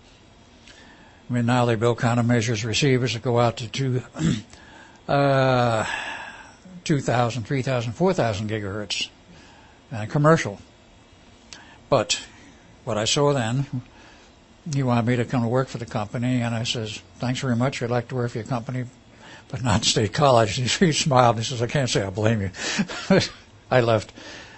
I kept doing this for many years, traveling around the country, and I took 6 months off in 1961 to take a tour to Europe, sort of a 6 months off type of thing, and went over there to Europe for 6 months, stayed in Germany with a friend, toured Europe, Italy, had a cousin in Italy then outside of Rome, went down there to see him and his mother, came back eventually and went back to work.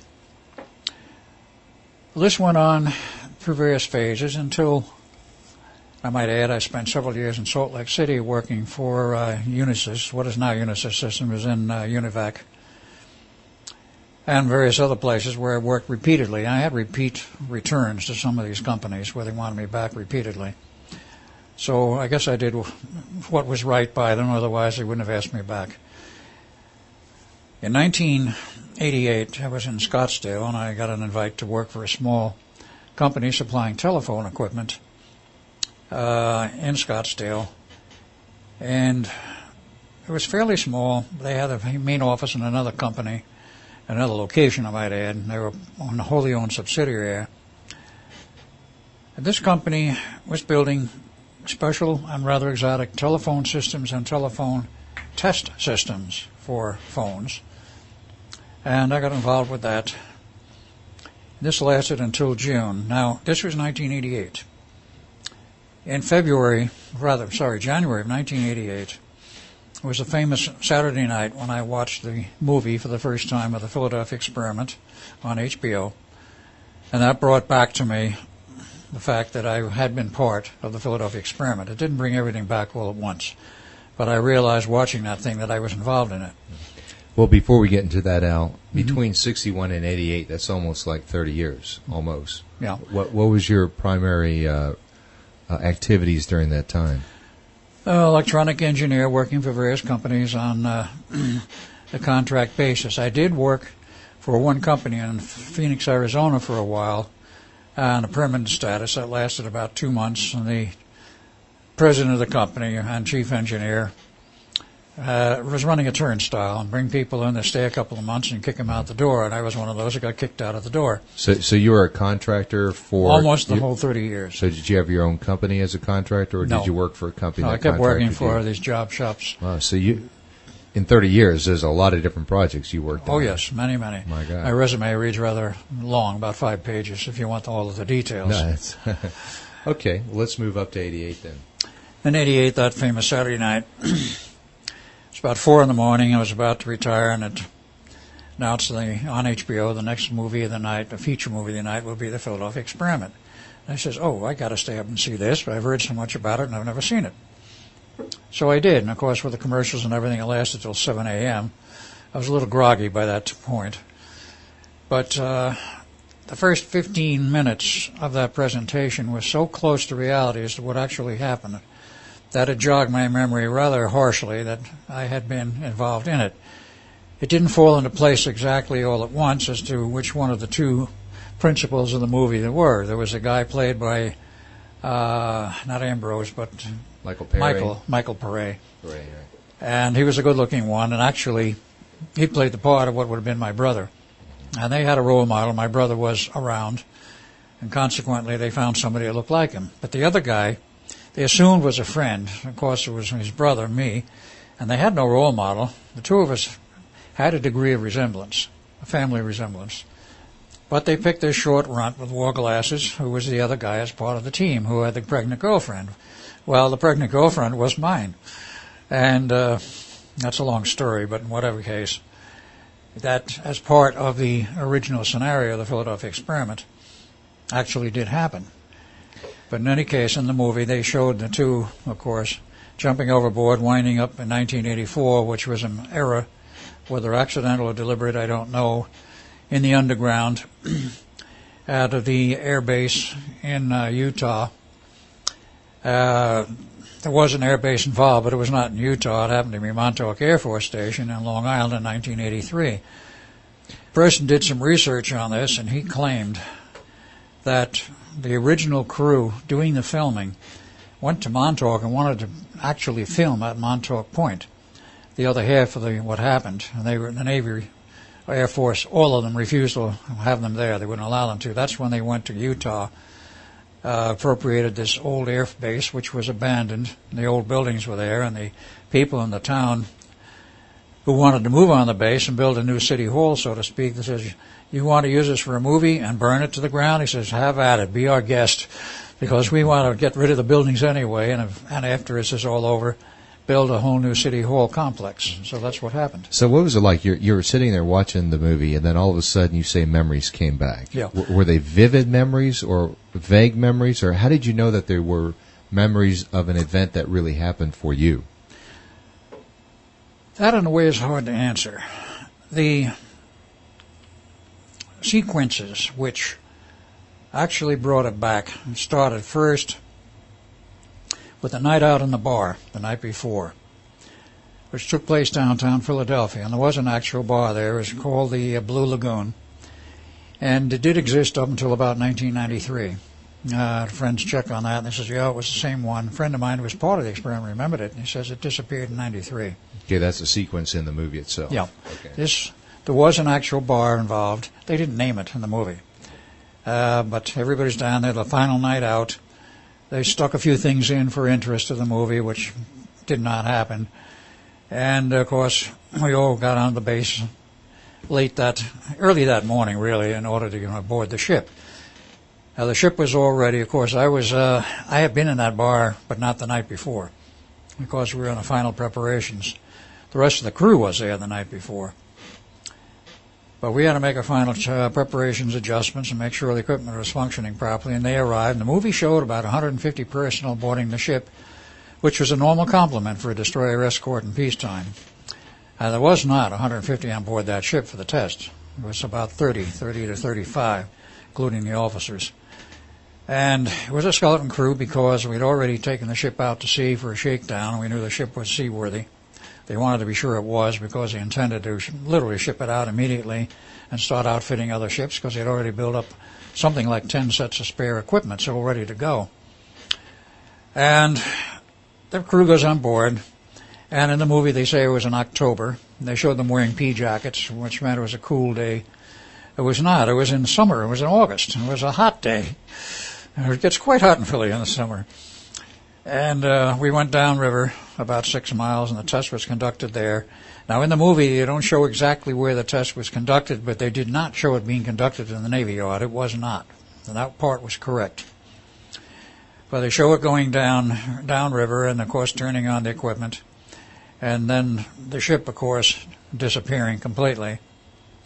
And then on board, they did show, quite correctly, that Duncan and I running the equipment. They showed the two guys running the equipment, which was Duncan and myself in the movie. They didn't show them as Duncan and my brother, but as the two guys actually who were set up to run the equipment. In the movie, they showed them as enlisted. Actually, as a matter of fact, we were both officers. They wanted the two guys running the equipment who were fully versed in the equipment, knew the theory, knew what it was supposed to do, and if something went wrong, maybe could figure out what to do to make it work right. Well, that was our problem. It started to go haywire on the second test. First test, everything worked fine, except for the side effects on the personnel. The second test, on 12 August, everything went wrong within a short period of time. In terms of what we saw and what we experienced on board the ship, after about 30 seconds, we saw strange things like the vacuum tubes glowing unevenly, getting brighter and dimmer, which you don't do unless you up the filament voltage enormously, like from the normal 6.3 to about 8.5, 9, which would do it, or drop it to 3 volts would make it dim. It appeared that something like that was happening. We had no idea what was going on. But then we got a whole series of phenomena like high voltage arc overs, except there was no high voltage equipment in the room. In retrospect, I looked at that as something starting to develop from another domain because I didn't know, Duncan didn't know at that point, that the ship was already out of the harbor in hyperspace. And what we were experiencing was the side effects of going into hyperspace. We were getting what appeared to be high voltage arc overs in the control room, and it wasn't high voltage. It was etheric energy arc overs of some type, which we could not explain then and could not explain now for that matter. But it kept getting worse, and we couldn't shut the equipment off. All of the control, every control was locked. We couldn't budge them. Okay, now we covered all of that in the Philadelphia Right. experiment. I'd like to go back, however, to that original question which I had about your memories. How Right. were you able to discern, or what was the process of these memories coming back? Are you going to get to that? Okay, the first thing which jogged memory was that last night out in the bar. Even though I was not in there the last night, it was a familiar scene, the dancing and everything else. Boarding the ship was not of itself especially memory jogging, but seeing the ship at dockside was. Going in the control room definitely was memory jogging, and showing the failure of the equipment or whatever was going on, something was going wrong, and we ran out of the room. That definitely brought memories back, because that's exactly what happened. And then when we jumped overboard, that was exactly what happened. But of course, like in reality, as in the movie, we never hit the water. That was real, and that was a jogging of the memory. Hitting the underground, which actually in the sequence of the movie didn't happen immediately. It was long after this chase, and the whole scenario I won't go through for the movie. But eventually getting to the underground and seeing the old man, Dr. von Neumann, that also was memory jogging. But at that point, I realized it started to overwhelm me, and I started to feel I've been involved in this before. I've seen this before. And it started to surface. It didn't all surface at once. It actually came back over the next 48 to 72 hours. The next day, I remembered something which von Neumann had told me. I remembered I had a family. B, I had a son, which I had no memory up to that point, to the point of seeing the movie that night. And I was not in the movie either. C, von Neumann told me that if I ever remembered my involvement in the Philadelphia experiment, he would try to call me within 72 hours. It was 48 hours after that. It was one of my last days on the job. It was not the last day. Actually, it was in February, late January, early February. He tried to call me. So I don't remember the exact weekend in January when I saw the movie. But it was several days after that he tried to call me from Preston's office in Long Island, because he was quite mobile at the time. Would get in his car, drive out of the area where he's living, which is upstate New York, come down to the island for various reasons to see Preston. And at that time, when he goes back down there, he used to remember who he really was. And he wanted to call me. He didn't know where to reach me. Preston knew where I was. Preston called me, or attempted to, and the secretary at that time did not take a message that somebody's trying to call me all day, several times. And she did not take a message. Didn't let me know if somebody's trying to call me. I was in the lab all day, and finally I saw her late that afternoon. She said, "Oh, somebody's been trying to call you all day." I says, "Well, who was it?" "Oh, I don't know." And gave me the phone number. I believe she did at that time. And I called Preston that night. I says, "You were trying to get me all day." And he says, "Yes." I says, "Where were you?" I says, "I was in the lab." I says, "Didn't you get a message?" "No. No message was given me till I left." He says, "Well, von Neumann was here. He was trying to call you."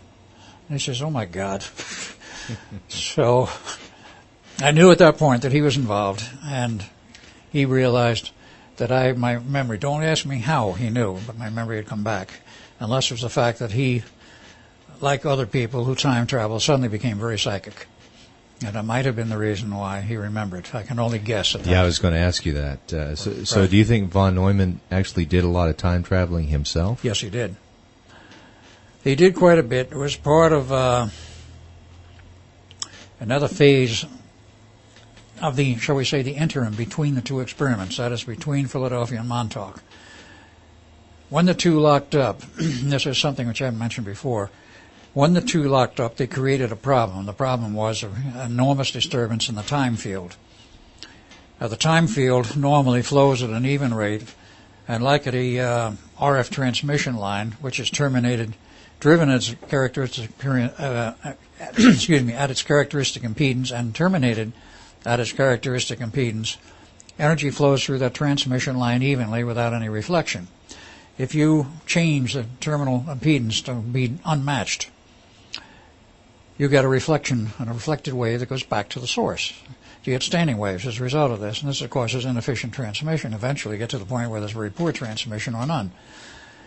The time field is very similar. If you produce a disturbance in the time field, or let's say the caliber and the size which was produced by the lockup of the Philadelphia experiment with the Montauk, you are disturbing, you might say, the characteristic impedance of the transmission of the time field, and it produces standing waves. And it did. And von Neumann knew this was happening, and he knew the next node point after 1943, which produced enough disturbance of its own at that point. And it was 1963, and he got together with some other scientists and realized if they didn't do something to damp this out in 63, they were going to have a very serious problem, like most of the North American continent was going to disappear. The rest would be, except for the mountain chains, would be underwater, ocean water. He knew this. He got a number of scientists together. I talked with one of the others who is from our time. The other two, number 3 and number 4, are from the future. I never found out who they were. And they engineered some equipment which was installed at Montauk in about May of 1963 to put Earth on a different timeline. Earth is not on the original timeline. And this is known in certain quarters. And there is efforts being made, or let us say promulgated, theorized that we should get Earth back on its original timeline. Not until after 2003, if at all. So is there an Earth out there that's actually on our original timeline? That's debatable, whether there's another Earth on the original timeline. This depends on how heavily you accept the idea of parallel realities and how real are parallel realities. I do know that equipment was built, and they did shift Earth off the original timeline, and what they did was provide an artificial damping through that period of August of 1963, so there was little or no disturbance.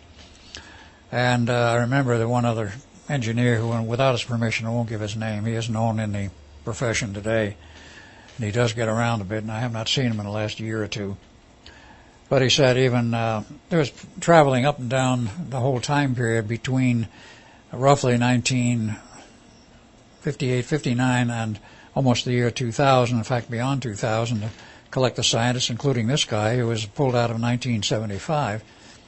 And even President, one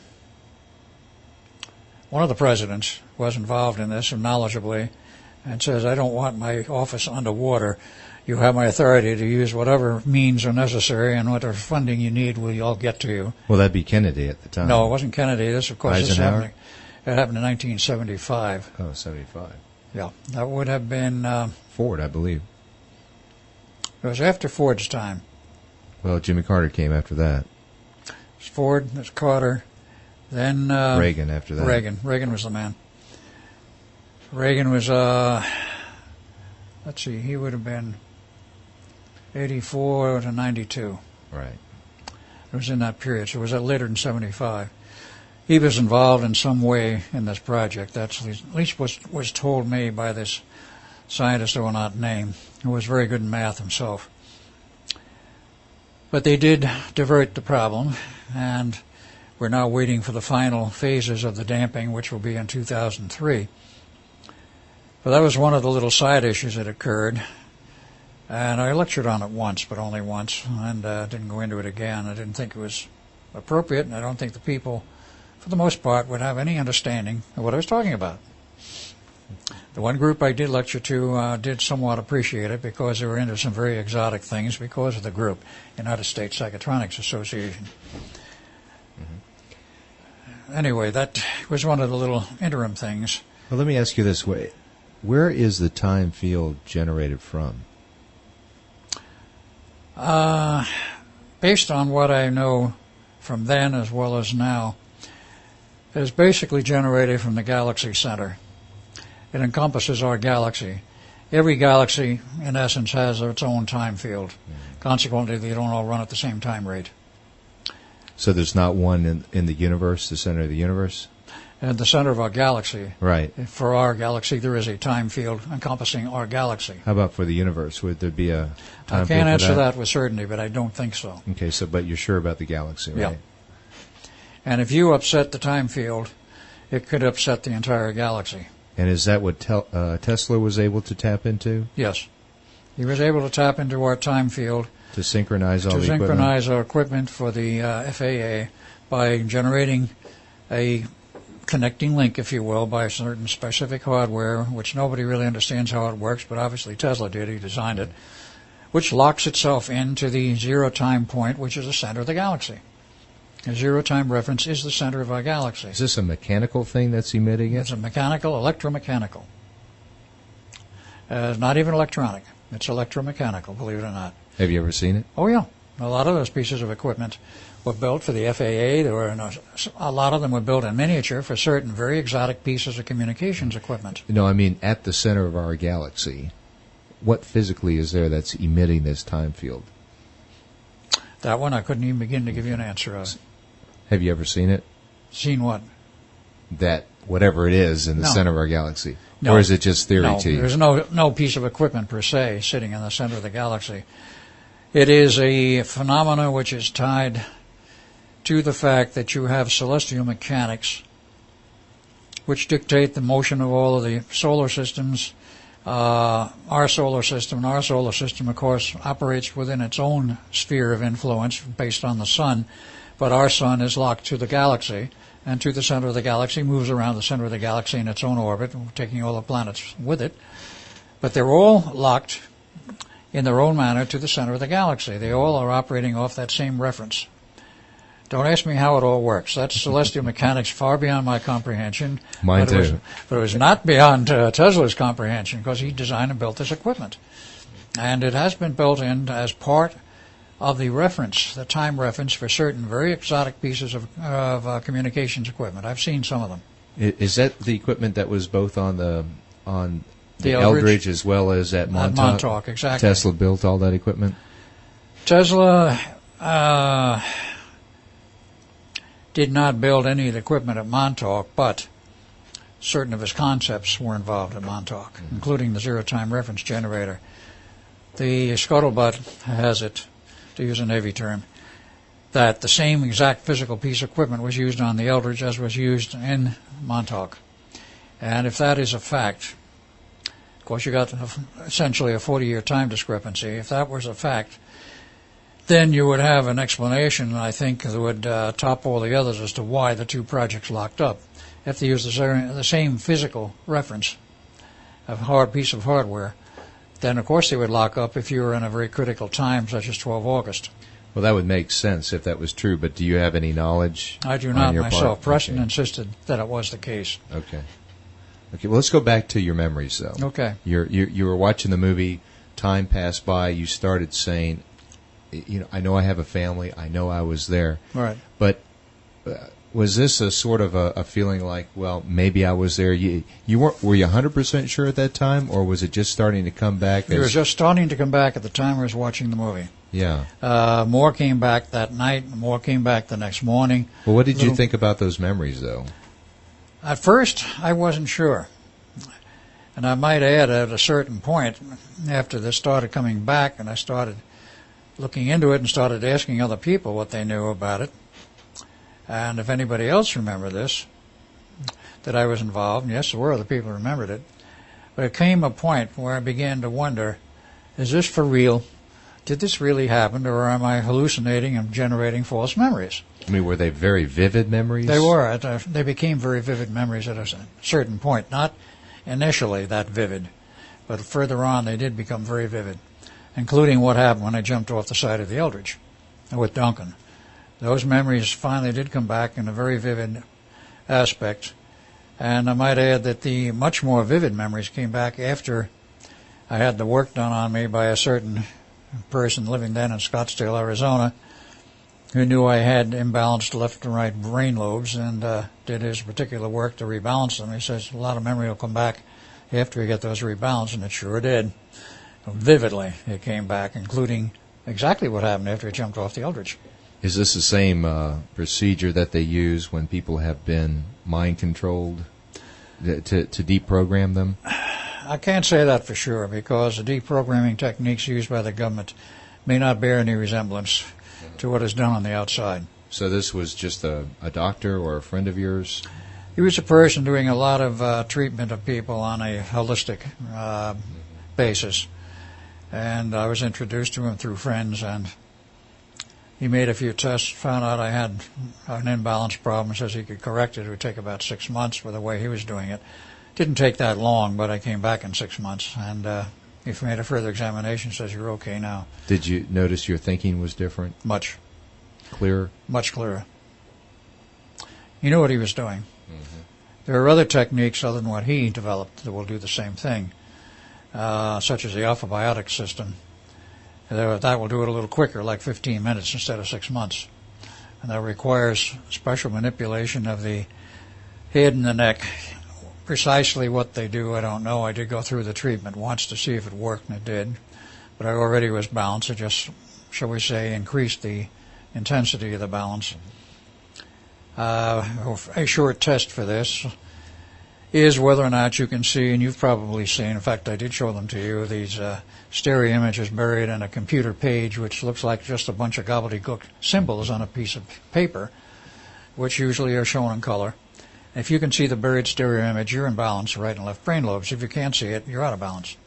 Well, the good news for the listeners is I was able to see it right. Yes, you right saw them very well, very quickly. And the interesting thing is, though, I have talked to numerous people after you showed that to me, and only about 2% of the people I've talked to actually say that they can see those images. The other 98% of the people say, no, they cannot see them. They sit and they stare and they stare, and those images never come out. I went through that myself once. Yeah. Now, some people will say, if I really, really work at it, I'll see one eventually. That may be, but it says that their synchronization is marginal. Mm-hmm. Yeah, the time frame should be no more than about 15 seconds to see the image. And if you're really uptight, locked with your right and left brain lobes, you'll be able to see it in about 1 second, 1 to 2 seconds. That's about what it took me. Yeah. Well, it says you're very well synchronized, and you never were desynchronized. Of course, you have an unusual background. Indeed, I do. And this is the problem. In the U.S., most people are desynchronized. And I don't know if this is accident or by design. I'm beginning to think it's by design, at least in the last 30, 40 years. Now, if you go back, and these images don't go back even 40 years. They were developed by a company in the early 90s. I've seen the concept in other forms with paintings people have done as early as 1990, where I couldn't see them. I remember one person looking at it says, I can see them, and everybody else looked at them and says, I can't see them. This is a standard problem in the U.S., and I'm beginning to think it's by design and not by accident. Many things can cause the desynchronization. Extreme trauma, basically, will do it. It causes if you stress the brain far enough, it desynchronizes and will even shut down temporarily. And you will come back later to consciousness, wondering what happened, and you may be, from that point on, desynchronized. I'm saying this by conjecture because in each case it's different. You may not know. We're not sure, really. You may not be sure, right? Right. It would be real interesting to have done a study to have those things, say, back in the 40s or the 30s, and to give those stereo images to people back then to see how long did it take for them to see it versus a group of people today. That would be interesting if those had existed at that time. That's right. Or if you could go backwards in time with one of these books and test the people. What would your hypothesis be? My hypothesis on that would be you would find a great deal more synchronized brains back in the 30s. After the stress and the trauma of World War II, stress and the trauma on the civilian population, even though we never were subjected to any bombing, or that what went on in Europe, the trauma was still here in the sense that people had to work extra hours, long hours, and there was concern at that time, because I lived through it, of people wondering whether we would ever be hit, whether we were going to win the war or not. Not until about late 44 into early 45 did it appear certain we would win the war. Up until late 44, it was still not certain. And for that matter, in the eyes of the Allies, they weren't really sure either, because even at the Battle of the Bulge, the Germans came close to winning that one. They had a lot of reserves we didn't give them credit for. They had a vast amount of expertise, and they had secret weapons, which they made one mistake after the other. And as some of my research has shown, one of the Americans who went over to Germany to help them with their, I've forgotten the German name for the flying saucer, but the various types of flying saucer they had, an American who gained the trust of the Germans and actually, it would appear, was working against the Germans by giving them the wrong advice, delayed that program long enough that they were never able to bring enough of those into bearing on the war to shift the, shall we say, the balance of the war. There was a lot of bad decisions. Some of them were just plain bad decisions in terms of the German high command. Some of them were the worst decisions came out of Hitler after 1943. Yeah. And he quite literally lost the war for them, hands down. They lost it militarily. But there's a lot of evidence now that they didn't really lose a war in the terms of the political sense. Well, this is a little off subject here, but I've read somewhere that the Germans did have alien technology. Apparently there was a downed craft. I believe it was a Palladian craft that they got their hands on. Yes, do you have any direct knowledge of this, or is it just through your research that you found out about this? The information I was given was that the Palladians, that is, deliberately crashed a vehicle in the Bavarian mountains in late 1935 to give them the technology and also apparently enough gold to bail out the Reichsbank, because they, and this was, when I say the Palladians, this was a very specific group of them, the Aldebaran group. Right, there's several. Yeah, there's five basic. Okay. 7 sisters planet, they call it, 7 star systems, all part of the Palladians. There's 7 planetary systems, and 4 or 5 of them are part of the Council, and the Aldebaran group is one of these, what should we call it, a splinter group. They're almost outlaws, not truly outlaws, but they do not heed the follow any of the rulings of the General Council, and they do things on their own, and they were concerned because they had helped engineer some of the Aryan groups, and Hitler was saying that he was all for the Aryans, and they bought that, and they were concerned with this, and they were able to time travel, and they saw that Hitler was going to be losing the war. and they were concerned about preserving the Aryan stock. So they offered to help Hitler. Certain conditions went with it. And this is one of the interesting aspects of it, because I got wind of this and got the information. And literally the information came from the horse's mouth. Which horse? The Pleiadians. Oh, that you got? Yes. Okay. And they made an agreement. They tried to make an agreement with Roosevelt. Roosevelt wouldn't have it. And they said at that point they realized, because they would not, Roosevelt would not work with them, they realized there was going to be World War II. Because if Hitler had not come to the power point, which he did, because of the aid he got, and Roosevelt had accepted the help of the Pleiadians to get out of the Depression, which part of was concerned, their concern was that Roosevelt abjure war. In other words, will follow a peaceful course and not get involved in Europe. It could have avoided World War II. And that was what the Pleiadians' basis of thinking was at that time, as I understand it. And I have to say, as I understand it. Yeah, that's true, and I'm sure we're going to get into that as we talk about the Montauk Project. But what do you think the negative side for us would have been had we made those agreements? That's a very good question.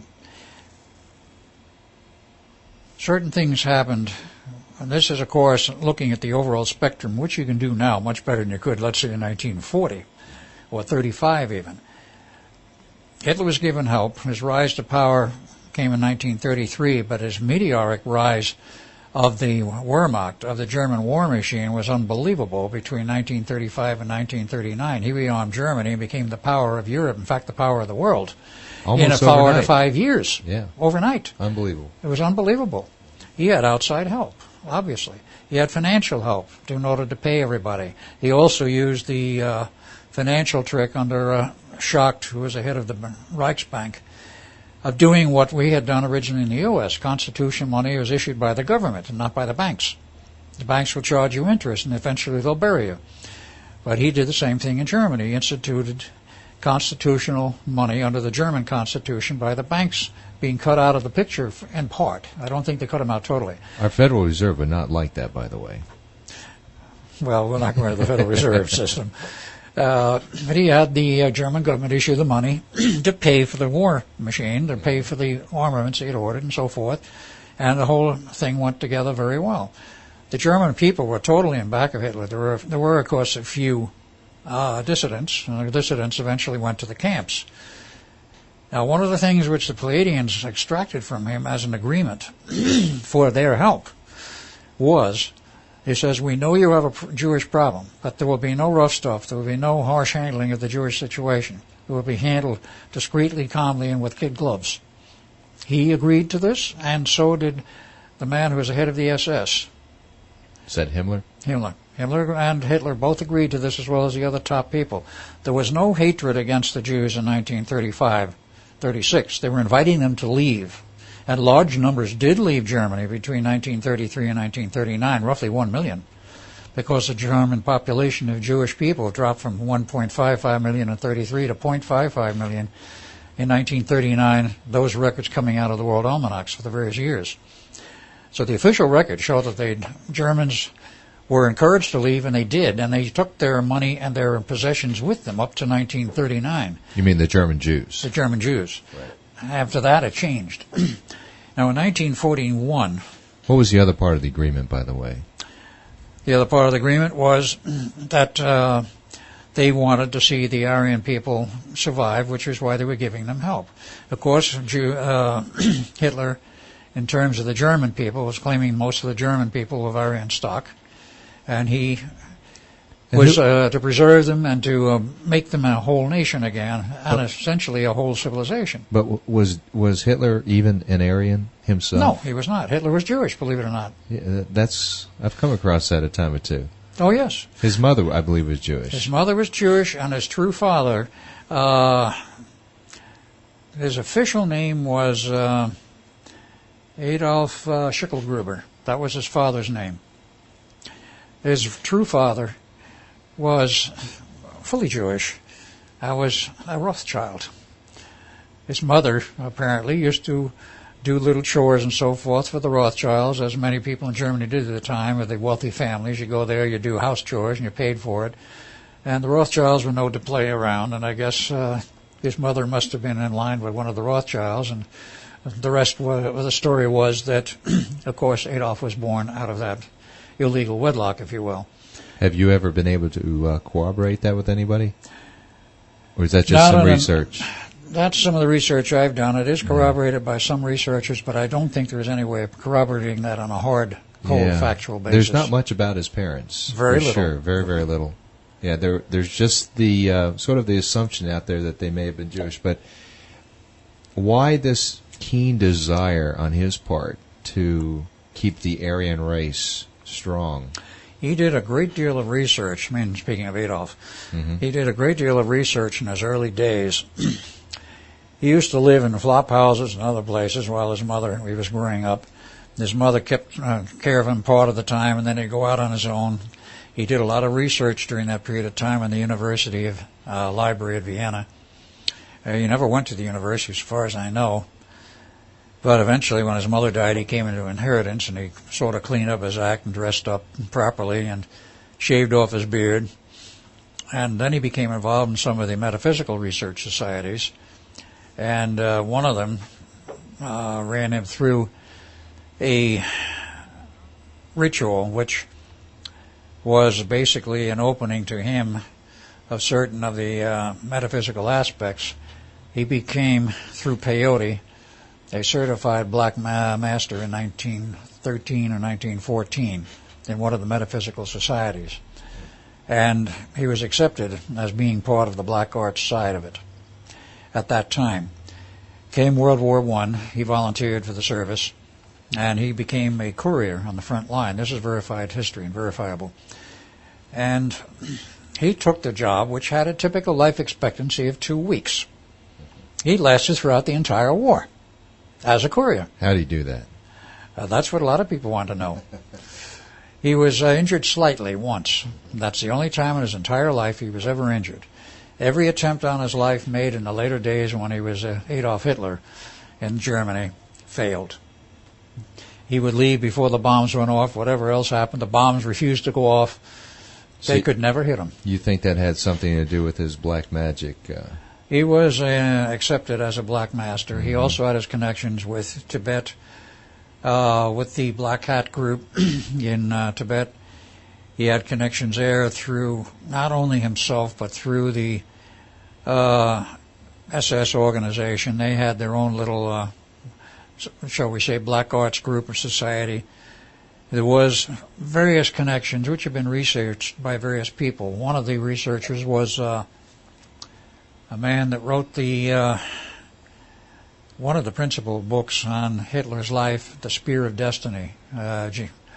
I think it was Jim, I'm not sure, Jim or James Ravenscroft, who went through the whole metaphysical history of Hitler.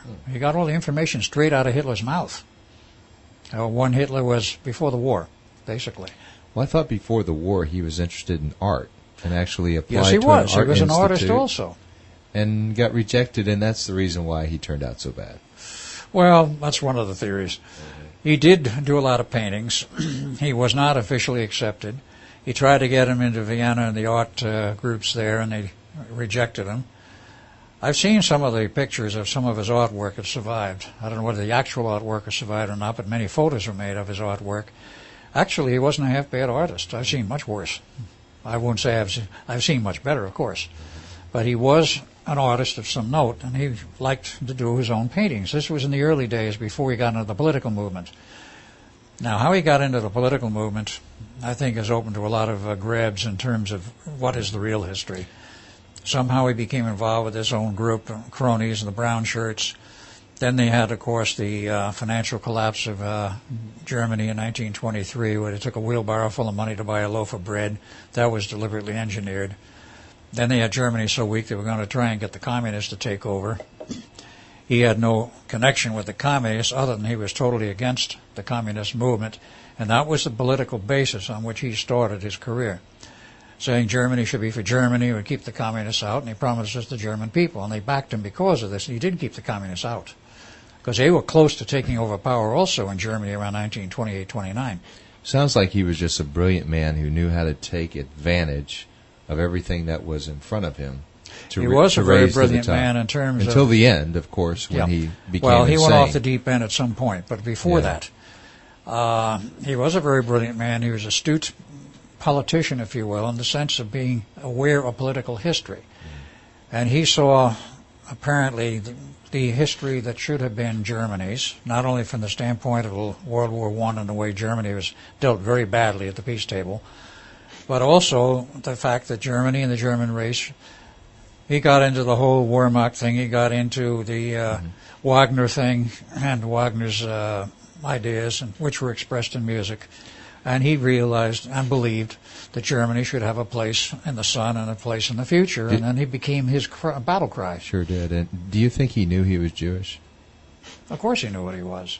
But this was one of the aspects, you see, because of it, I believe, now I have to put this as my belief, because of his Jewish connections and what he knew of his connections with the Rothschilds and other Jewish groups, he took a great dislike to the way they were maneuvering the banks and so forth.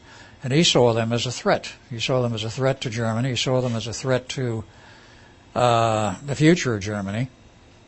And one of the things he promised early on after he was fully in power, that is after the burning of the Reichstag, and he declared himself dictator. First he was the Reichschancellor, then he became dictator. And the German people bought it because he promised them everything. And he delivered on his promises in the first few years up till 1939. Now, do you think any of that had to do because of his black magic background or I think it contact with aliens? I think it had a great deal to do with his black arts background, plus he became involved with the aliens. Now, how he became involved with the aliens is a great mystery in itself. I do not know how that came about, other than the fact that he was approached. Now, why he was approached by the Aldebaran group, but that I don't know, other than what I understand, that the Aldebarans were concerned about preserving the Aryan connection. Okay, but you're saying that you did speak with a Pleiadian who gave you information about this relationship he had. Is that correct? Yeah, I got information both indirectly and directly. And he was contacted, and they made the deal with him. They would help him. And apparently they were not expecting him to go to war. You see, one of the things that's been lost in the history of World War II and is mistaught or misunderstood, and both cases apply, was that Hitler declared war on England. No, he did not. He said he would never declare war on England. He made that as a point of honor. He said, they are Aryan people. I will never declare war on them. See, Winston Churchill declared war on Germany. Well, what about Poland and all the rest? That was because of the Polish incident, because there was a secret alliance between England and Poland. Now, the story goes historically that Hitler attacked Poland, but they neglect to state the fact that apparent, and I have to say apparent because this is what the history says when you dig, Polish regulars crossed out of Poland into the corridor area of Germany and attacked German soldiers in a German outpost or something like this. And this, if true, was an act of war against the German nation. Of course, it became known immediately to Hitler, and Hitler sent his regulars in after them to chase them out of this area, and he crossed over into Poland. Now, this was considered by Poland an act of war on the part of Germany. They contacted England, and Winston Churchill took this as an excuse to declare war on Germany, which he did. Now, Germany, in retrospect, had to declare war on England because they had war declared on them. What about France and... They sided, of course, with England. That's but right. The initial action was England declaring war on Germany because of the Polish incident, and then France immediately joined in with England. And then, of course, the thing was laid out from about 1 September, I think, was the attack by Hitler across the border into Poland. Went quickly. It went very quickly from Very that point quickly. on. Yeah, he was well ready, though. I mean, if you just look at, the way his nation was configured, it was configured for war. He was no set question for war. about it. He was set for war. There was Right. no question about it. Yeah, so he was expecting it. Okay, let's kind of get back a little bit. We one thing about this program is we take some interesting twists and turns. Yes. As one question leads to another question Yeah. to another. Is there anything you want to? Well, there's one thing I want to add. Yes, Okay. the Pleiadians pulled out of their backing in 1941, and they just withdrew. I've not been able to get a hardcore reason why, But it was also known that in 1941, medically, Hitler was in sorry shape. It was stated by his doctors and by historical reference that he developed a bad case of syphilis, possibly a terminal case of syphilis, and they didn't expect him to last much longer, but he did manage to last a lot longer. Quite a few years, in fact, until 1983. How he got the syphilis cured, nobody knows. But it was also noted by... Wait, did you say till 1983? 93. 93. 93. Okay. He did not die in the bunkers after the war. That almost went right past me now. He did not die in the bunkers. This is well documented and is coming out of secret records that are now being released from the United States. That he died in 1993. That he did not die in the bunkers. They didn't say when he died in those records. Well, he had a double. It was his driver who looked a great deal like him, and it was someone in the family. It could pass easily for Hitler. So where did he actually move to? And he went to South America first, Argentina. Then he went to Antarctica, where they had the bases already set up. And then eventually he went to the United States. He was in Portland, Oregon for a number of years. Then he moved after 1960 to Arizona, to one of the small communities up north of Phoenix, not Flagstaff, but Prescott. He was there until 1984. As a guest of the United States government? I'm not sure how it was arranged. I only know that he was there, and I know he was there because a friend of mine living upstate New York, who was one of his art dealer collectors during the war and after, had correspondence that went on with Hitler twice a year. And he says up until 1984, he kept sending letters to Adolf in Prescott, Arizona, and they were returned. And that is not the letters, but an answer was given back to him by Adolf. In 1984, the correspondence ended. Now, he assumed that Adolf died in 1984. He didn't know. But other records I know of, and people who are in the CIA have said flat out they saw him in La Paz, Bolivia in 1989. So did he enjoy a comfortable life, you think? Apparently he enjoyed a comfortable life thereafter. There are many aspects of this one can speculate on. Why was he allowed to leave? Yeah. And why was he allowed to go to the U.S.? Why was he never treated as a war criminal? One would have to speculate and say he obviously, in the eyes of someone, was not a war criminal, i.e. he did the job that he was set up to do. This, of course, was going to tread on an awful lot of people's toes, but you have to look it back from history, as it were, and get away from the close perspective and get a more distant perspective and find out who benefited from World War II. I'd say the bankers. Exactly. They set it up. They wanted it. We hadn't had a war since the World War I, so let's have another one. It turned out to be a bloody mess, but they made tons of money because they finance both sides, and they make money off of both sides. They don't care who wins or loses. They control it from behind the scenes. But, from their perspective, it'd be a lot easier to kill him than risk the chance of having someone see him and identify him. Well, they did identify him in Portland, Oregon in 1960. They had his picture published in the newspaper. Huh. That's when he fled to Arizona. So you actually just talked to people who say they have seen him, have known him yes, in all these years. Wow. Now, that's rather... It's hard to explain... It's going to be hard to the bottom prove line as to why they did what they did. Mm-hmm. So in your mind, you feel there's a better than 50% chance that he actually lived to 93. Yes. Now, the problem was, of course, after the war went on, it got to other people were involved in the side issues, the concentration camps, and all of that is a very sticky mess and a sticky wicket. And how many died in the camps, didn't die in the camps, I don't even want to get into because it's a very, very sticky and controversial mess. Claims and counterclaims, everybody knows this, everybody's read it. It's just a lot of people, basically. Yeah, a lot of people died in the camps without any question. Mm-hmm. We'll leave it that way. But why the hatred toward the Jews? He felt that they were the ones, as I read it, felt that they were the ones who were responsible for the problems of Germany in World War I, because historically the Kaiser was ready to call the war quits in 1916. He actually approached the English government. He says, look, you're losing the war. I don't want anything out of this. Let's just end the war, silly war here. I want no territorial encroachments or advancements. I don't want anything to be out of this. End the war, leave all the boundaries the way they are, and let's be friends, so to speak. most of the British government went along with this. Because this was what the Kaiser of Germany said, and he approached the English government. It was in a stalemate at that point in 1916. Yeah. And everyone except the then Premier, Prime Minister of England, was willing to go along with it. He wasn't.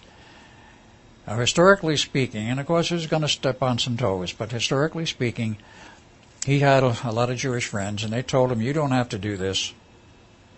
We can arrange for you and see to it that you will win the war. We'll get the United States in on your side in the war, and you'll win it against the Germans. Well, how do I do this? He says, just do what we tell you.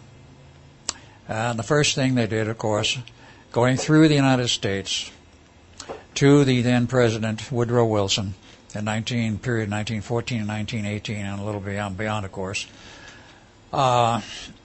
They had Woodrow Wilson, because he was beholden to certain interests in the U.S., who got the lawsuit off of his neck, having been a little bit too amorous as the president of Princeton University with one of the other people's wives that was held up. He was being sued. The suit was paid, and they said, we'll fix it up for you, but you are beholden to us, and we want a favor out of you in the future. The favor was that you will appoint the first Jewish justice to the United States Supreme Court, was Chief Justice Brandeis in 1916. And you will also be looking for the time and the point where you will get the United States into war on the side of England against Germany. And, of course, the hue and cry was, remember the Lusitania, which was sunk in 1916, by the way, not 1917. In fact, it was a little earlier than 1916. But then there was another hue and cry about a ship being sunk in the Thames River, a boat which had a lot of American citizens on it. Well, this went to Congress. Congress declared war. And, of course, we came on the side of England. And, of course, we beat Germany. 6 months after this incident with the riverboat on the Thames occurred, it seems like it was still plying up and down on the Thames, and it was suddenly discovered that the ship had never been hit. The whole thing was a manufactured incident. What do? Say, whoops, we made a mistake, we're not in the war? You can hardly Not at that point. Not at that point, you don't. Hitler's view on this was,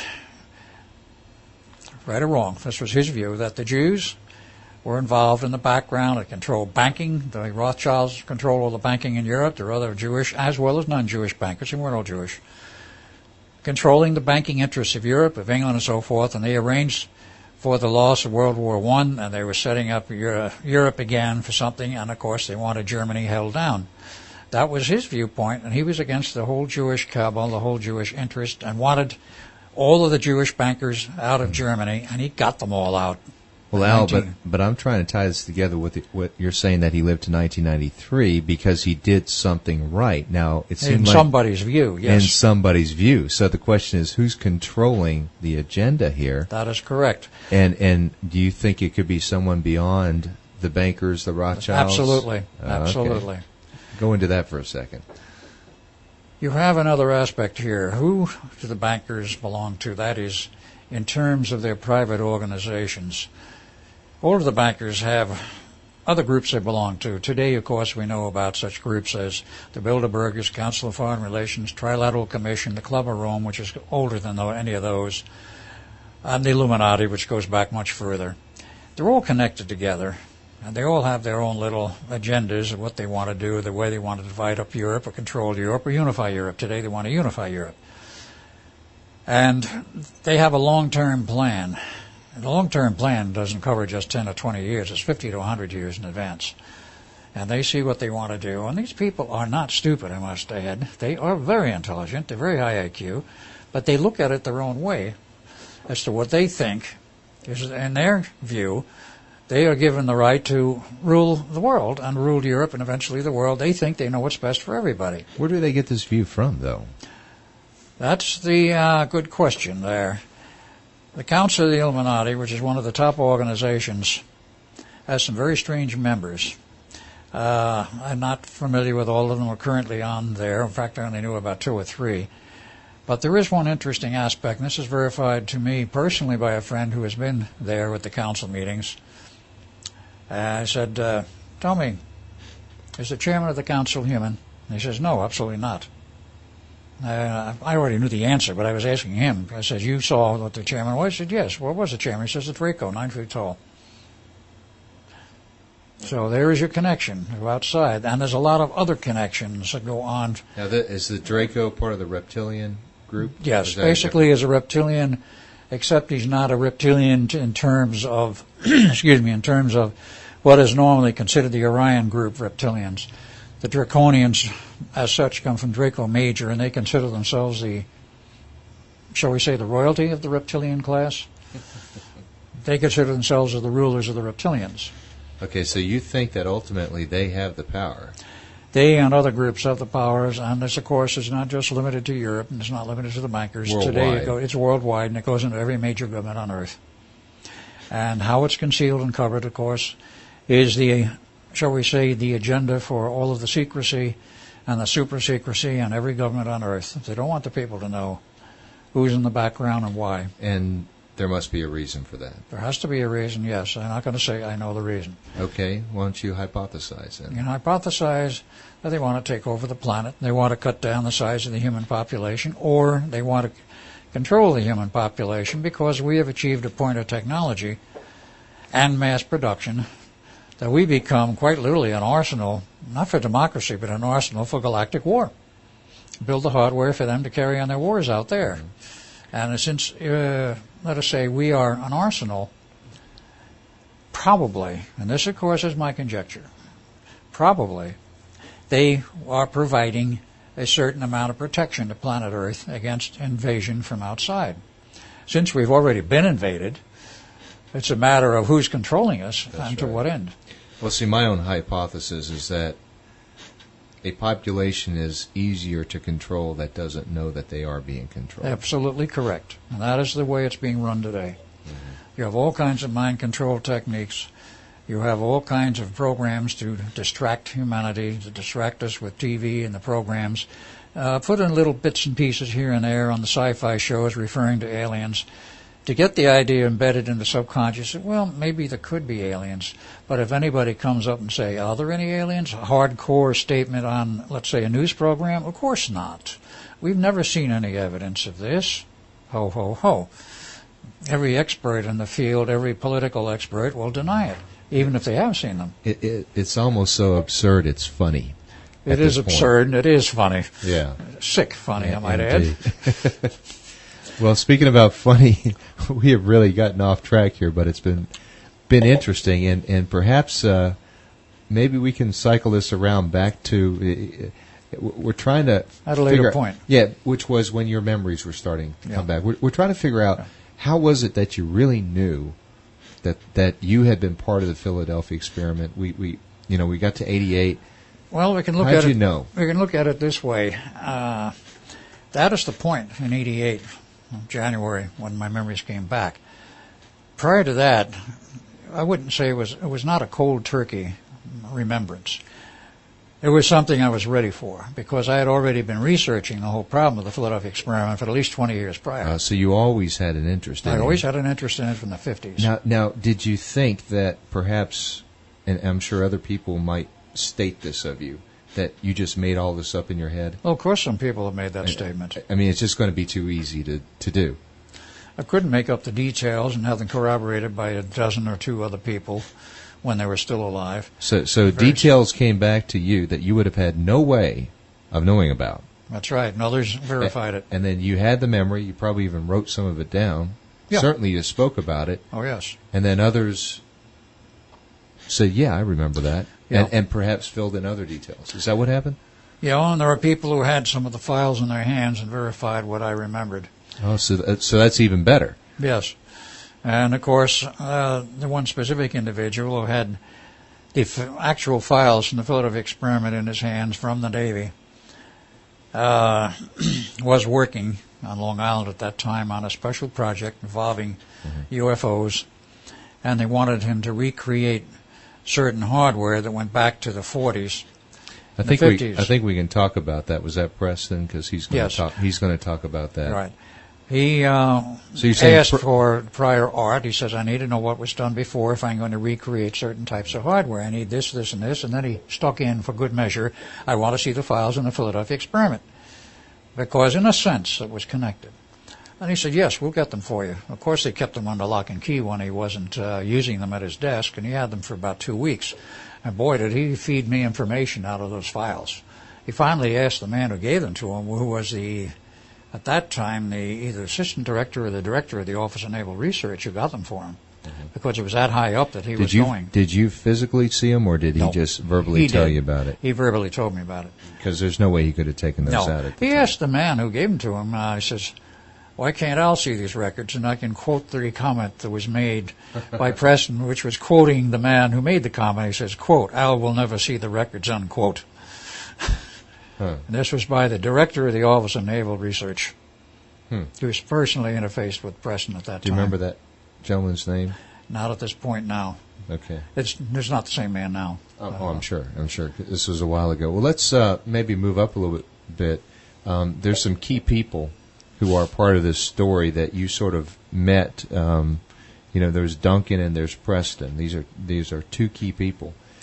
How did you here? You're still Al Bielek, but how did you go about forming a relationship with these people, and then finally saying, I know you from somewhere, and then getting all this additional data that corroborates it? Getting to the point of knowing I know them, like Duncan in specific terms.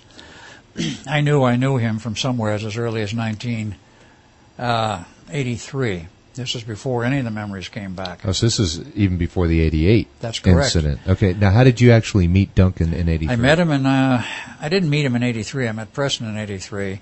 But in 1985, I met Duncan at a conference, the United States Psychotronics Association conference at Dayton, Ohio, at the summer session. Preston was there. He brought with him his, quote, new lab assistant, unquote, who was helping him with one of the demonstrations. Were you one of the presidents or the founders of this organization? I was one of the founders. You were? In 1975, I was at the founding meeting. And he introduced me to Duncan. Looks like a nice guy. And finally, after one of the demonstrations, which Preston gave on stage, where Duncan was there as part of it, I said, this guy is extreme sensitive. I want to talk with him. So I got him to that next day over lunch in the cafeteria, because we were in a school setting. Could you feel it? Yeah. How did you know he's extreme sensitive?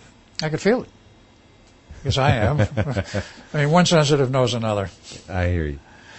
And I got him over lunch, and we started talking about many things and so forth. And this went on for almost 3 hours after lunch. And about halfway through, maybe 2 hours of this, I said, Duncan, have you got a feeling by any chance that you know me from somewhere? He says, yeah. I says, do you have any idea where from? He says, not the foggiest. I have no idea where from, but I do know I know you from somewhere. And he says, well, I got the same feeling, but I have no idea either where it's from. Before we left that conference, two things happened. One, I decided that I probably knew Duncan from a prior existence, which of course happened to be true. The prior existence at the time didn't gel, but it was the Philadelphia experiment as well as others. See, a lot of people would think that was a past life or something. Oh, but it you was felt for Duncan. It was for Duncan, but it wasn't for me. Well, it kind of was for you, because In a sense, you were it Ed was. Cameron then. That's right. But Duncan was still Duncan Cameron. That's correct. Okay. But at the same time, number two item was that Preston invited me to visit him in Long Island sometime at his lab, because he says, I'm always looking for good engineers for some of the projects I'm working on. He was working full-time at that time, and he was also working in his lab and had some other projects in mind. That was July of 1985, and in August of 85, I went to Long Island, intending to spend a weekend. I stayed 2 weeks at Duncan's place. Was this the same house that you grew up in as No. Ed Cameron? Different house? No, Okay. This was the lodge. After our father, Duncan's father, and my father, the real one, died, he left some money to Duncan and also this hunting lodge, as he called it, on Babylon, the town of Babylon, but on the island out there, Babylon Island. And he inherited it, and Duncan moved out on the island. He's been living in that house ever since. But that's where I stayed and visited with him in Preston. And Preston and I did various things together.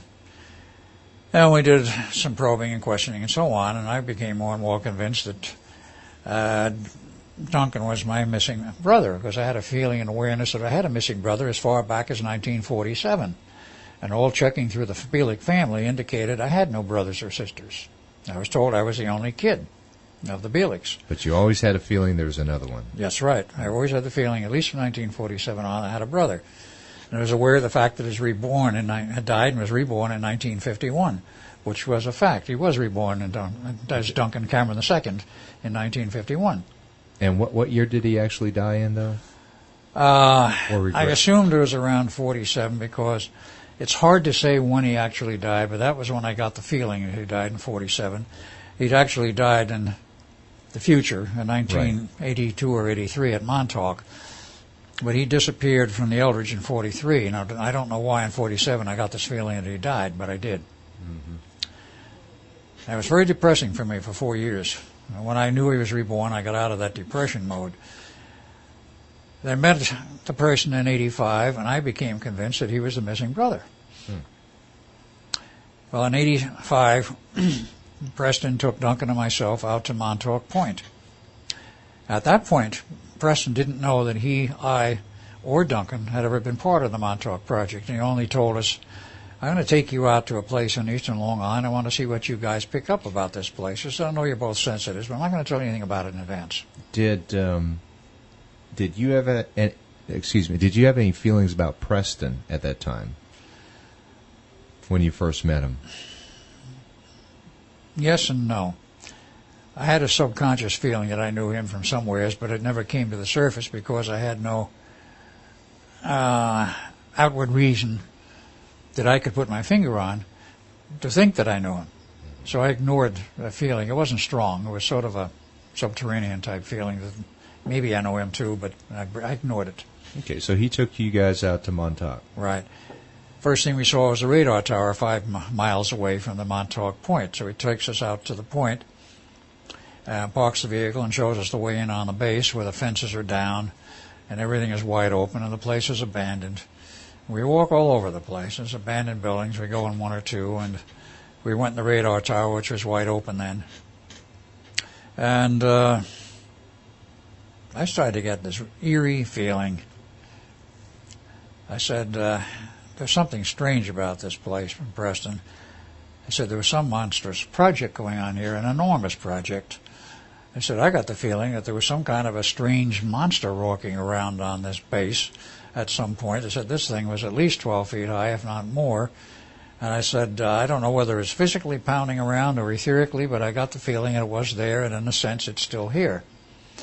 And I asked Duncan, do you pick anything up on this? He says, yeah, I can feel the same damn thing.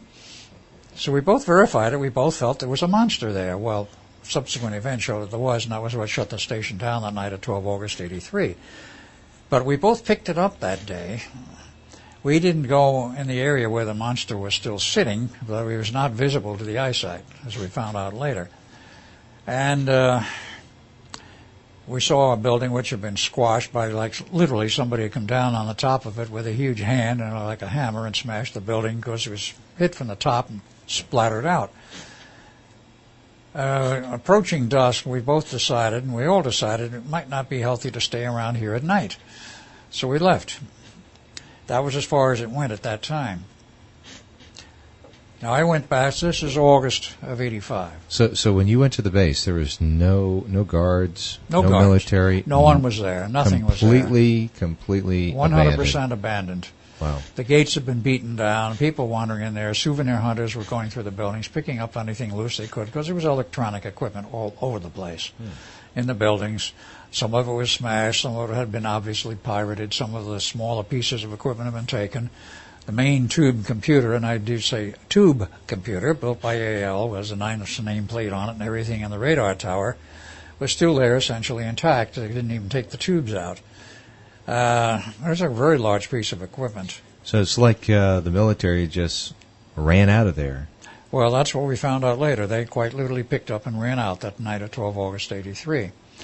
And we pieced that story together much later, but not at that point. We didn't know what happened then. So I left, went back to Phoenix. I couldn't get work there, and Preston says, why don't you move out on the island? There's a lot of work out here. Okay, I did.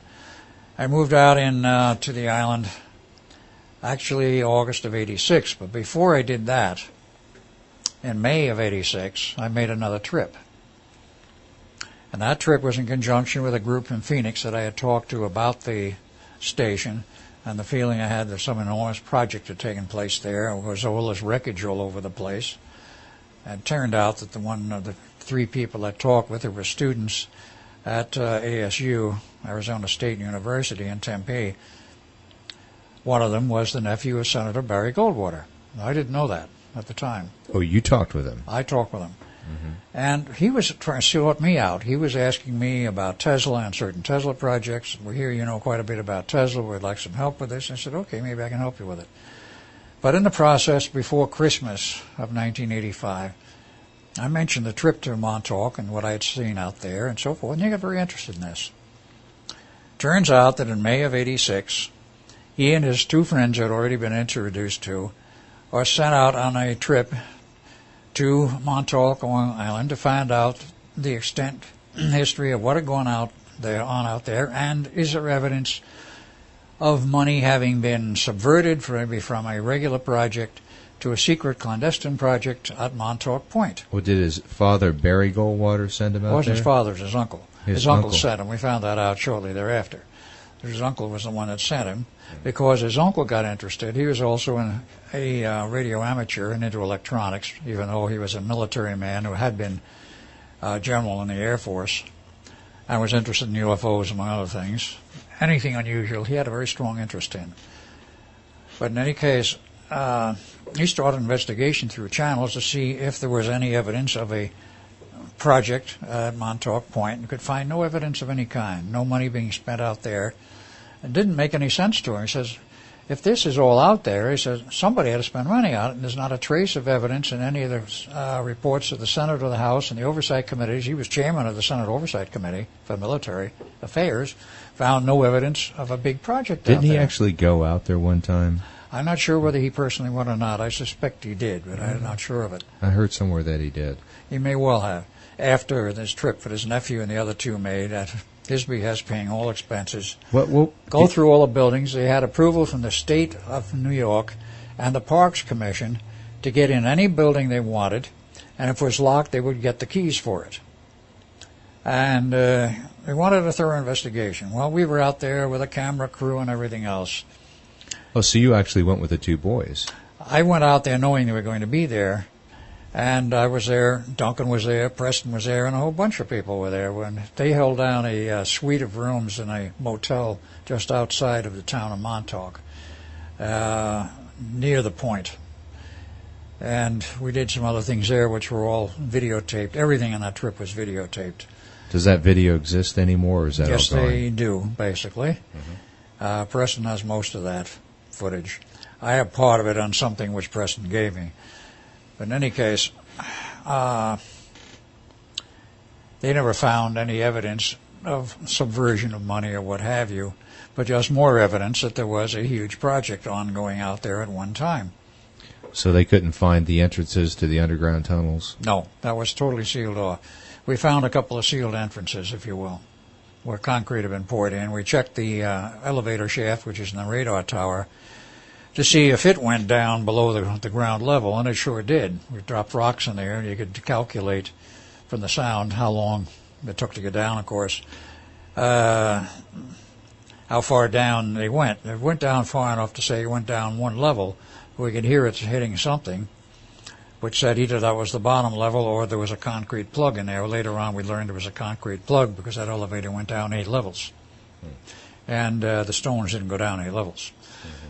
And it was totally inoperative. There's no power to operate anything at that point. So we came away from that, and during that period, it was when I became aware of the fact that I had been involved in the Montauk project. Now, before I arrived on that second trip in May, Duncan and Preston had made many trips to Montauk, partly because Preston had a license to go out and do salvage and had the authority from the state to take out anything he wanted. He could take out on his back. He didn't have authority to take a truck in. But he said, anything you can carry out, you're welcome to carry out.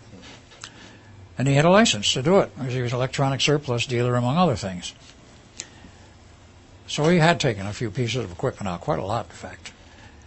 But they made many trips before I arrived in May of '86. And they kept telling me on the phone, he says, you were part of the Montauk Project. And I said, I was not. And he said, oh, yes, you were. We remember it very distinctly. Who said it? Would Preston said that? And Duncan, both. Both. They both said it. At what point did Duncan acknowledge that he was your brother? Came later. It was not at that point yet. Not yet, okay. And I says, well, I said, all I can say truthfully was I have no recollection of it. He says, okay, we'll accept that statement, but we know you were part of it. And he says, you were a major part of it, too, by the way. He says, all right. Made my trip out there to the point in the May and came back to Preston's lab one afternoon. And Preston had to go out someplace. And Preston says, you might as well wait here. I'll be going maybe an hour or two. And I said, okay, I'll wait until you get back. We'll go to dinner later.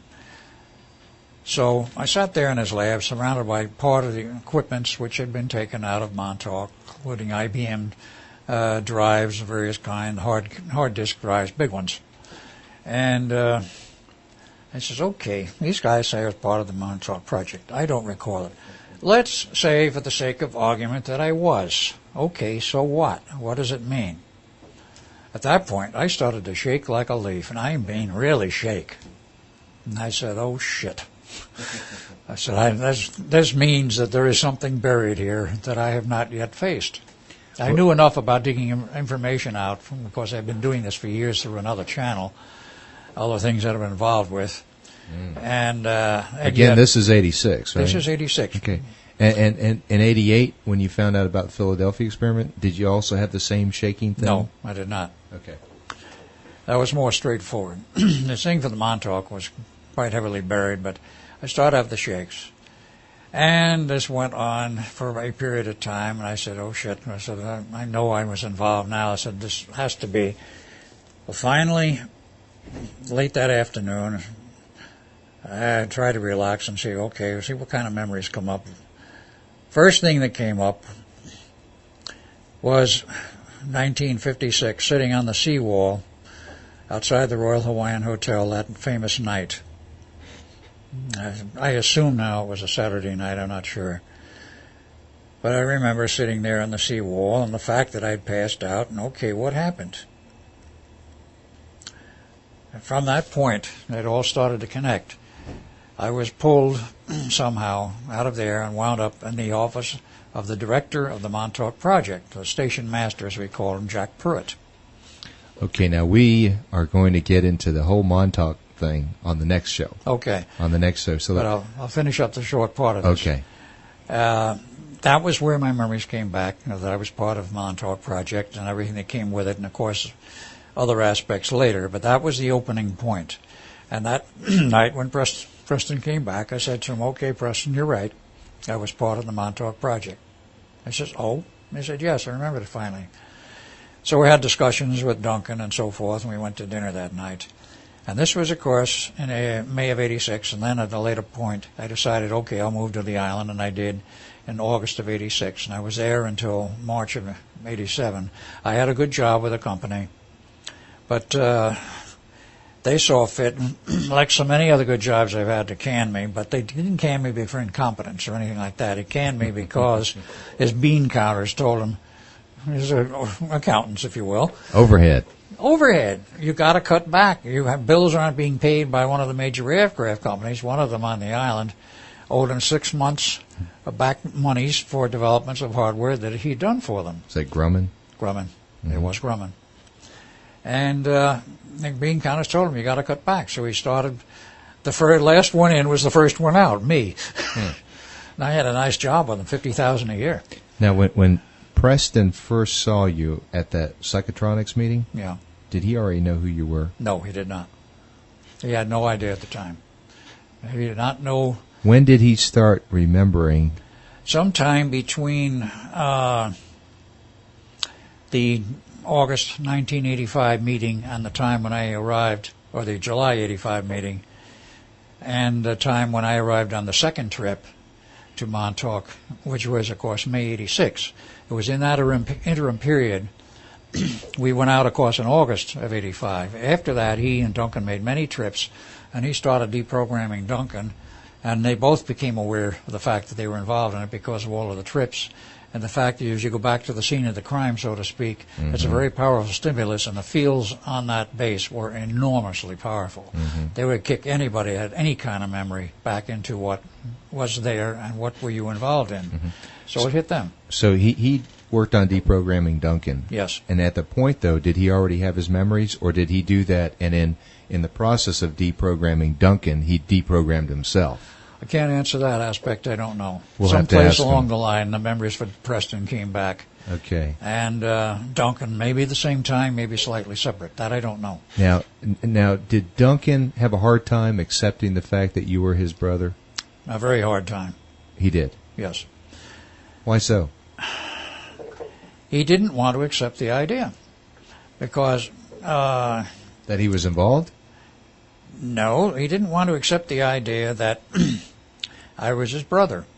It didn't feel right to him at the time. Now, I might add, this was before his memories of the Philadelphia experiment came back. See, he came back with the Montauk thing first in late 85, early 86.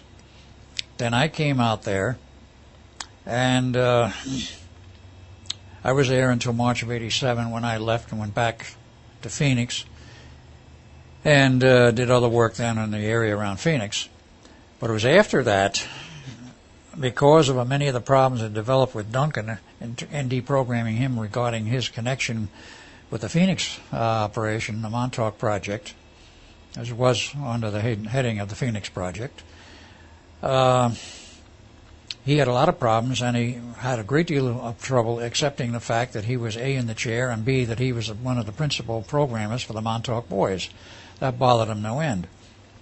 So in the process of trying to dig that out and resolve it, under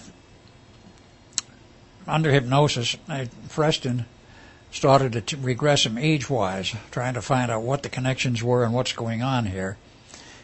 He took him back to the age of 12. At the age of 12, everything seemed to be normal in terms of Duncan's family background. And he says, all right, go earlier than the age of 12. And this is what was told to me later after it had happened, of course. And he jumped back to the Eldridge. And he says, I'm on the decks of some crazy ship. And he says, I understand it's the Eldridge. And he says, there are people here that I know today, speaking of his current time, meaning in 1987, 86, 87. He says, one of them is Al. He says, I knew Al in the Eldridge. I still didn't connect that it was his brother. And that was his eye-opening to the fact that he was heavily involved in the Montauk, the Philadelphia experiment. And eventually he remembered more parts of that. And then, of course, this was before I remembered that I was involved in the Philadelphia experiment. And finally it got to the point where Preston and Duncan were telling me that I was involved in the Philadelphia experiment. And I didn't remember it. And I said, I don't know. I said, I've been interested in this thing, but I don't have no memory of it. Were they telling you that before you saw the movie? If I remember correctly, yes. But they didn't. No, wait a minute. That's wrong. Now I remember the sequences that happened. They recalled, under hypnosis, the fact that Duncan was involved with it, but they did not tell me until after I remembered it. The only part they encouraged me about was the Montauk series sequence, which I already went into. They did not tell me, and it became a point of interest to me when I remembered. I finally called up Preston. I says, Preston, I was involved in the Philadelphia experiment. And he says, yes, I know. He says, what do you mean you know? If you knew, why didn't you tell me? He says, we weren't going to tell you until you remembered it independently. He says, what do you mean? He says, well, I ran Duncan through hypnosis, and we came up that he was involved in the Philadelphia experiment. And they said, we weren't going to tell you because of the fact we wanted you to corroborate it independently without any coaching from us. Where did Preston learn how to hypnotize people? I mean, that's certainly not his background. That was not his normal background, that's true. He's into electronics. Officially, he was into electronics, but unofficially, he was involved in some of the mystical groups. And he spent time with some of the research into some of the ancient mystical societies and some of the work that was done in the Orient, and he took part in some of this. I don't know his background fully on that, but I know he was involved in some of those Oriental groups, learning some of these techniques that they were in. I do not know how thoroughly, how extensive it was. And he also, as a result of his regression and trying to get back into the Montauk Project and other things in his own earlier part of his life, he started to recall the fact that he was once in one of the Shaolin temples. Now, this may have been another lifetime, but he did have recall of that, and I'm not clear as to what exactly his connection was. But he learned the ability to hypnotize, he learned some other abilities, he learned body language and a private schooling type thing. He was interested in it, so he learned that very well, and that helped him with a lot of looking at these people to see, from body language you can tell if somebody is hiding something, they're holding back. It's very easy if you know what to look for, and he learned what to look for. Part of that was involved in his deprogramming Duncan. But in the deprogramming of Duncan, in terms of the Montauk Project, was when, under hypnosis, it came up that he was part of the Philadelphia experiment. This occurred about 3 months before I made the memory recollection. So this was in late 97. Oh, 97. When he recalled and recovered this, and when Duncan recalled that he is part of the Philadelphia experiment. I would put That's not too long ago. No, 97. I mean 87. 87, okay. I would say that he recalled about November of 87.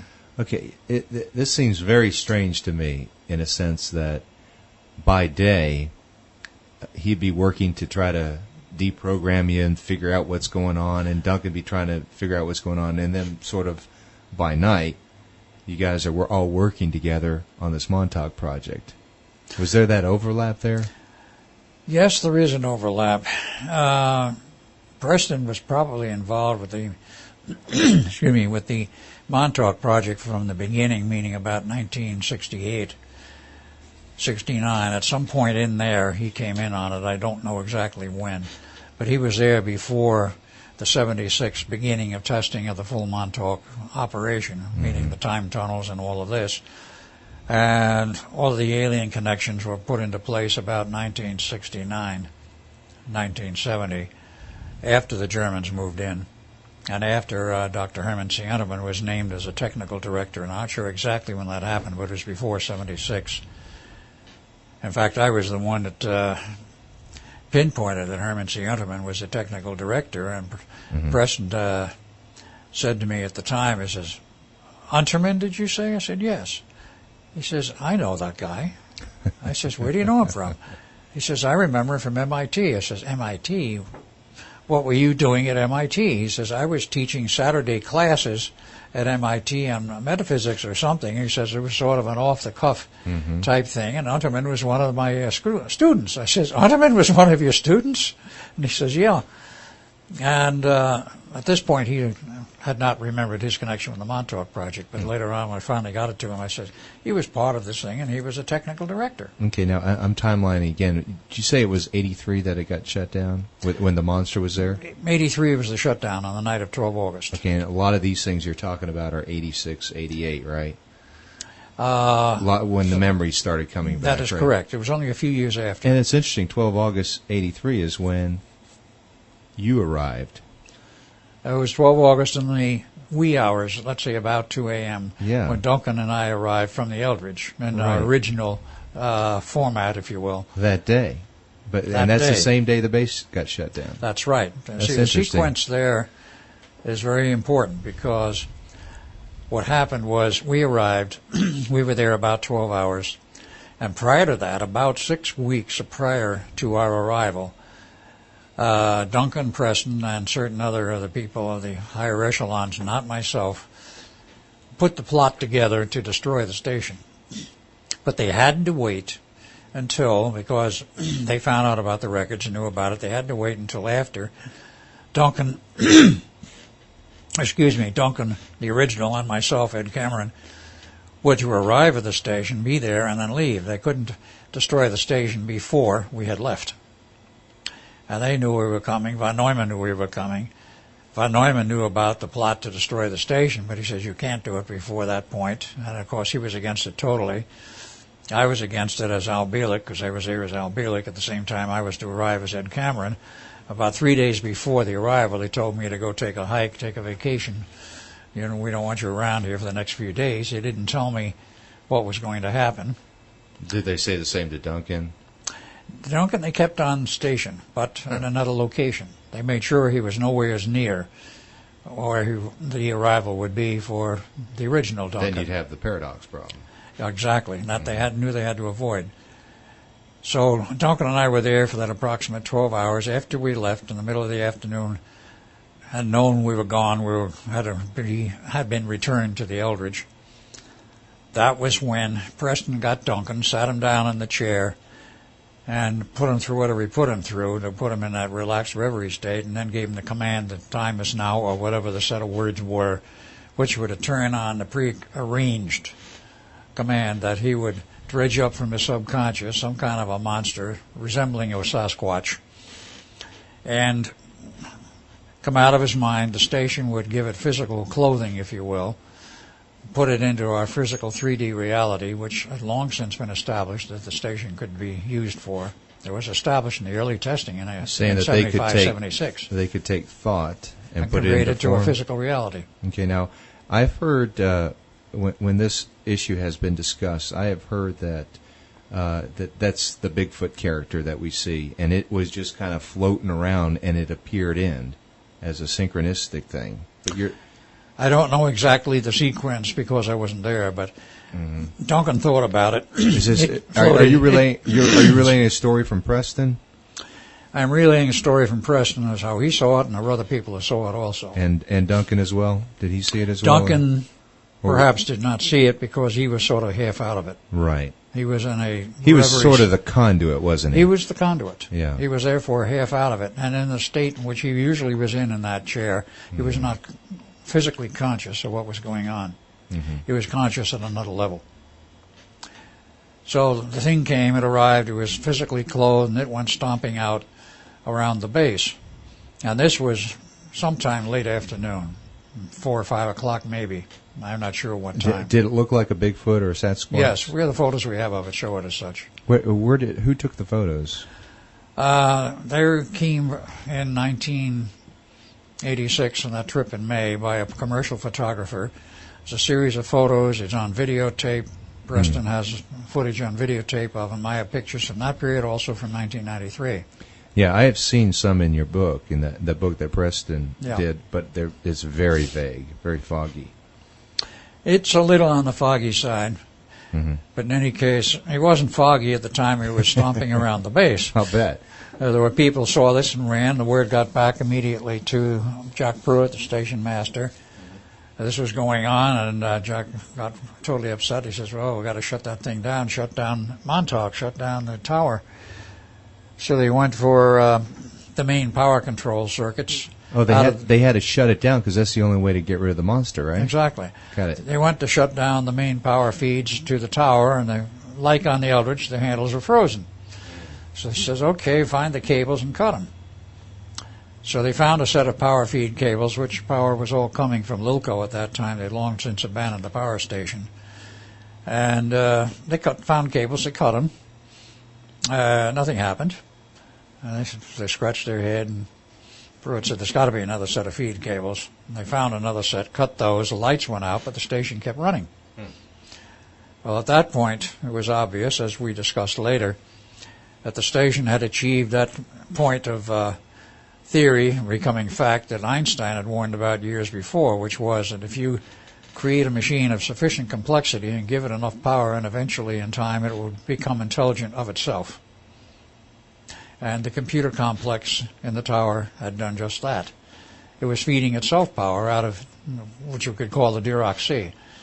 Now that's a scary thought. I mean, that's something I have in my own mind, of a machine having sentient power. It became exactly that. For years they've been fed all of the prime mathematics, the prime equations for everything from invisibility to God knows what, to creating the tunnel, to outer space, hyperspace, you name it. It had everything in its computer memories in the computer bank, so it could do its own compilation. So it became its own person in a sense. It became its own person, yes. Do you recall if this hardware was hardware which is in use today? No, that hardware has been dismantled. Was that from alien technology? A lot of it was, but everything was built by us, meaning various companies here on Earth. But the concepts were alien. That part of it. So I can't go to Gateway or Dell and buy one of these sentient computers. Not quite. You would have to have special quartz crystal time delay lines built by Corning Works, which were 16 inches on a side, absolutely optical flat. We didn't think anybody could build those things at the time, but they did. A whole nest of them were built in this hermetically sealed container. We had 2 of those, and we took one apart to see what was in it. That was part of the secret part of the system. The concepts were highly classified. The way the hardware was connected was classified, but apparently it eventually became capable of running itself. So how did they actually shut it down?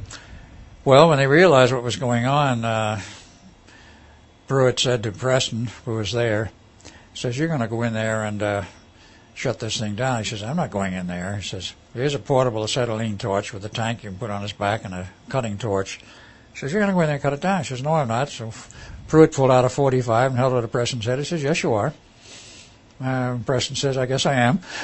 and he went. You know, I'm seeing pictures of the 2001 HAL computer right now in my mind. In a sense, that was absolutely correct. Anyway, I was he went hoping in there it would just be... He cut all of the cable feeds between the computer, between the output stages of the 2 final RF amplifiers, which were feeding back into certain other areas. Did the computer try to stop him? Well, it had no way to stop him. Had no robot there. Apparently, they didn't call in Junior to try and get Junior to stop him. Why, I don't know. Who was Junior? Junior was what we called the monster. Oh, yeah. We gave him a nickname, Junior. I thought it was an appropriate name afterwards. But how long was the monster actually there? Actually, he was running around for about, I think, 4 hours. And it was trying to get in the radar tower, but it couldn't break through. It was too strong. I mean, the construction of the tower was too strong. And it was just one monster. Yeah, it was only one.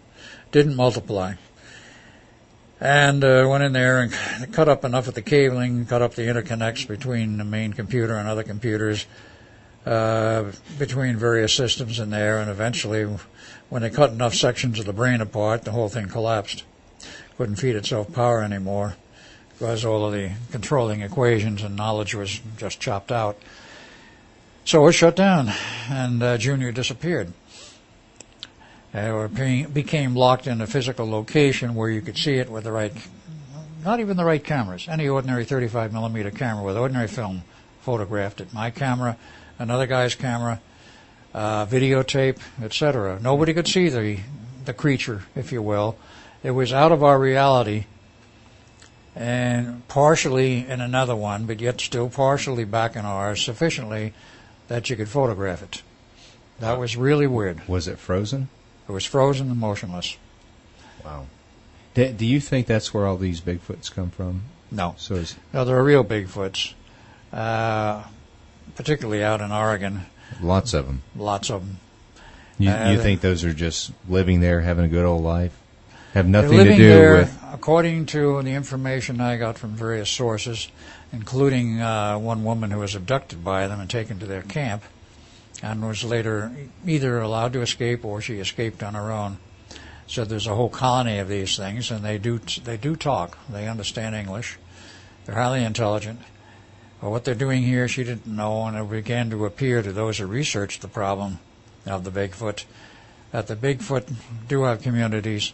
They're apparently placed here by various UFO groups, and they're playing some kind of an experiment or game of their own to see whether the Bigfoot can live on Earth. For what reason, we don't know. But why do you think it was a Bigfoot that was brought into the base? Well, it wasn't a Bigfoot per se. It was something out of Duncan's subconscious, and what came out of his subconscious was an image of a Bigfoot. I do not know where he got it. But this was buried in his subconscious. Now, whether Duncan had a specific image set up by Preston, I don't know. It could have. Does Preston recall that? Not that I know of. I don't know if I even asked him that question. So you believe Duncan and Preston were the main two people who were involved to They were. to destroy this base, and that's what came up as a solution. They were the main two. Okay. Well, we've covered a lot of territory here right now. We're going to take a break and get to the next topic. Is there anything else you want to say to sort of end this conversation right here? Yes, there was obviously a lot of classified documentation of the operation of the Montauk scenario. And also it was made a note to me by Preston that they filmed everything that went on at Montauk. They had 20 rolls of 16mm movie film, the big rolls. Who's they? The station masters, the recording people were there because they did document everything that went on there. And apparently it was all on motion picture film. Preston said, and I've never seen him, claimed that he went back in on the base sometime after the collapse when everything was wide open. He found his way into the underground. He said at that time there were still one or two areas to get in which had not been sealed off, were rather obscure. He found one of them, went in, found in the underground this cache of motion picture film because he knew they were there. He found out where they were, and he brought all 20 reels out, kept them at his place for a while, and then stashed them in some special place upstate New York that he maintained.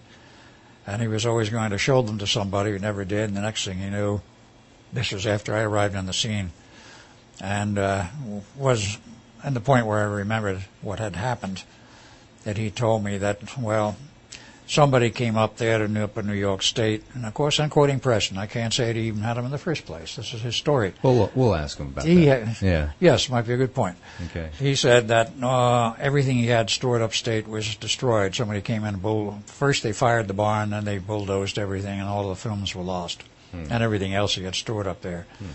He went out of his way to find a place that was totally out of the area. He told nobody where it was. And they still found it. And they still found it. Wow. Well, here's what I can't figure out. He shut down the machine, but why did the base become totally abandoned? Seems like the machine's gone, monsters disappeared. This is an interesting point you bring up. Yeah. Preston insisted that the base was totally abandoned. Approximately 2 weeks after the 12th August shutdown date, was reported by another engineer who stayed hiding on the base and came to Preston about 6 months or more later. Actually came to Preston about 1986. I didn't meet the man, but Preston told me about him. That he had literally stayed on the base and hibernated there. He's afraid to move, to leave. He said he saw 1 week later a contingent of Marines come in with automatic weapons, and apparently had orders to kill anything that moved. Anything. So he said they went through and killed all, and the animals were there. Said there were apparently a few other people and himself there. They were all murdered. He kept sufficiently buried that he and one or two others survived it. The Marines left, and he said they watched them come in with some 26 truckloads of cement, out of cement trucks full of cement, and literally plug up every hole going into the underground, including the elevator shaft. How many people do you think they killed? I don't recall the figures that Preston came up with, but I think it was more than half a dozen. Perhaps 20, as a guess now, okay. 20 or 30. Now, where were you when they were doing all this shooting? Off base. I was not back. And those who were still alive escaped and hid in someplace. And this guy turned up and looked on Preston's doorstep sometime around 1986 and told him his story. Preston checked out and found out there were a few others who had survived and escaped, and he found them and talked with them.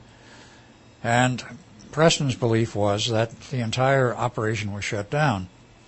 Now, there's one other person I know, as I've mentioned the name to you, by the name of Mark, who says, He says everything was not shut down. He says the entire surface was, but he said the underground kept operating for a year and a half after that. And he says, I was the one that shut the underground down. And he may be able to add a lot of enlightenment, but he says Preston is incorrect when saying that the whole base was shut down. He says it was not the whole base, it was the surface only. and any further operation on the surface, of which there was a lot, including administrative, was completely shut down, and how Mark kept going with the underground operations, which included, to some extent, some of the Montauk Boy operations, all of the trips out into, shall we say, space, wherever they went. Mm-hmm. He said that kept operating for another year and a half until it came to the point, he says, I decided we had to shut it down. Does he talk about the Marines coming in and shooting everybody as well? Mark did not. I've never asked him about that specific point. So you may ask him if he does come forward and does want to record. Mm-hmm. But it was not completely shut down. And there's some discrepancy in terms of what Mark has told me as to how important a position Preston held. He says Preston was there. He was an expert in certain areas, but he was not administratively as high up as he, Preston, likes to claim. This is Mark's statement. I have no way of knowing one way or the other. And if I did, I don't know if I'd want to get in the middle of that argument. Yeah, I'm sure. But didn't you work with Preston? Of course while I you were did. There? So I worked with Preston. I worked with Mark, though I cannot. Mark, of course, was not Mark at that time. Mm-hmm. I do not even yet recall what his name was originally, because what Mark told me was when he was ready to shut everything down, he had already selected his new parents, and he quite literally put himself, with automatic shutdown equipment afterwards, in a tunnel to be dumped in outer space, ending his life as whoever he was at that time. And then he came back and took over the new body, as it were. Kind of like a walk-in thing. As a walk-in. Right. He said he arranged that in advance, and he said he chose it very carefully because he wanted to be able to be hidden. He didn't want them coming after him right away. He says he wanted to buy time, which he did. He bought a lot of time. Then he became involved in other government operations, which he eventually got out of. Now, at this time, they're trying to get him back. Yeah, I know. I talked to him myself.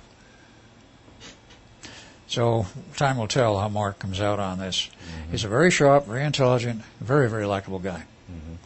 And he's a young guy right now. Yes, he's quite young yet. About, I would say about 28, 30. Mm-hmm. Likes to drive high-powered cars.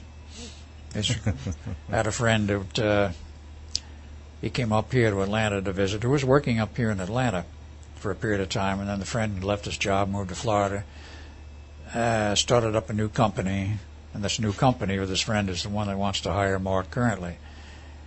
Mark has been up to Atlanta more than once, and I know.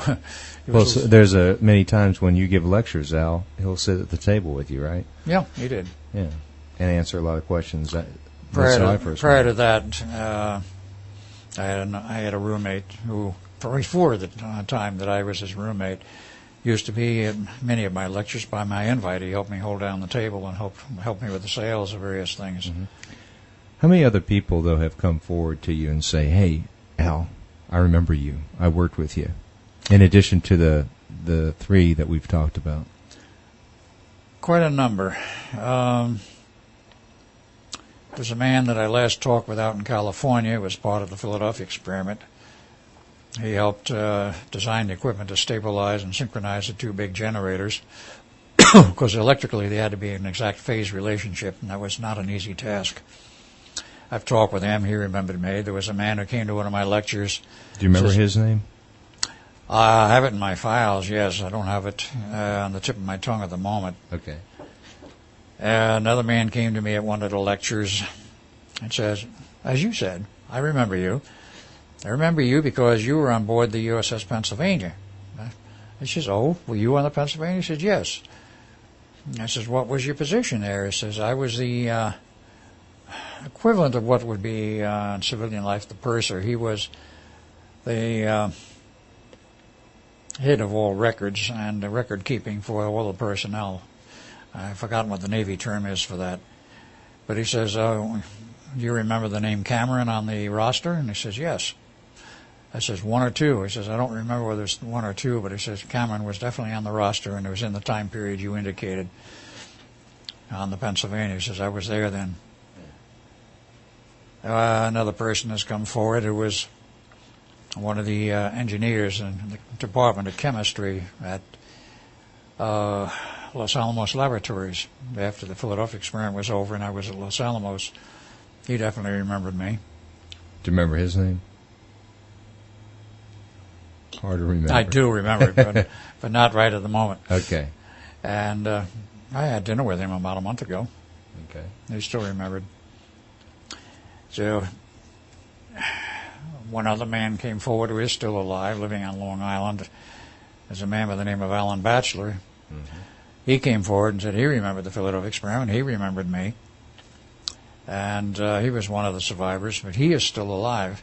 He's quite old by now. He's up around 90. But he was also quite a ladies' man up till a few years ago, about 5 years ago. Boy, he wasn't chasing them. They were chasing him. And he didn't say no. So we had a good time right on up through that, like my father. I don't know how long my father kept active, but boy, he sure laid a lot of wild oats all over. And there probably are others, if I go back in my memory, that have come forward and said it, but there's quite a number have remembered me. And it's not a single isolated instance. There's quite a few. It just happens over and over and over again. It does. Very common. One of the others, of course, was Carl Allen. He died about 3 years ago. The man who was variously called Carlos Miguel Olinda.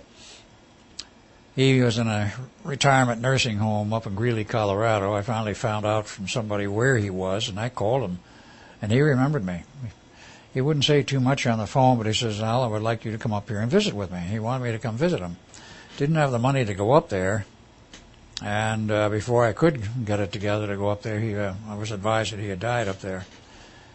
But he did remember me, and he did talk to some of the people, the inmates up there, as staff, that he had been part of the Philadelphia experiment. And when my book came out with the co-author, Brad Steiger, he used to talk about that book, and he used to show it around in the nursing home, from what I understand. I said, see, this is what I was involved in. I got that from another source, that he had the book and he showed it around. So over the years, there's been several people. Yes, there have been. How about from Montauk as well, though? Have there been many in addition to Mark? Yes, there have been a Preston? couple of people from Montauk, most of whom are still alive. Right. Living on the island, basically. Mm-hmm. And they figure in the background today of some of the research and have been involved with doing some of their own lecture work. And yes, they remembered me as part of it. And a couple of the Montauk boys I ran into remembered Preston, remembered me vaguely, but they did remember me. And what was most important, they remembered Montauk, the fact that they're involved in the Boys Project, and that one of them particularly had been so severely beaten, and he survived, but been so severely beaten he still had bruise marks on his shoulders from the beatings, and apparently he had suffered some impairment physically as a result. So he remembered you. Was he mad when he saw you? No, he wasn't, actually. Where did he see you? I'm sorry? Where did he see you? Was it at a lecture? No, this was when Preston took me to see him, either at his home or he came over to see Preston. For quite a while, there was a group of Montauk boys that sought Preston out for deprogramming, who remembered that they had gone through this thing, and That's the strange. reputation of Preston was up and down one end of the island to the other. That's strange because he programmed them, then they go to him to get deprogrammed. Well, in a sense, he programmed them. He set up the protocols. The programming was done by Duncan initially, then it became partially electronic, then fully electronic. But he set up the basic programs because he had the access to the Wilhelm Reich notes and knew how to adapt that to the programming techniques, which later on became electronic. It was accessing the subconscious mind at various levels, and of course through this whole sex business of the sexual orgasm. Okay, and we'll get into that in the Montauk section. Right. Okay, well, it's been an interesting 2 hours, Al. I appreciate your time and look forward to the next one.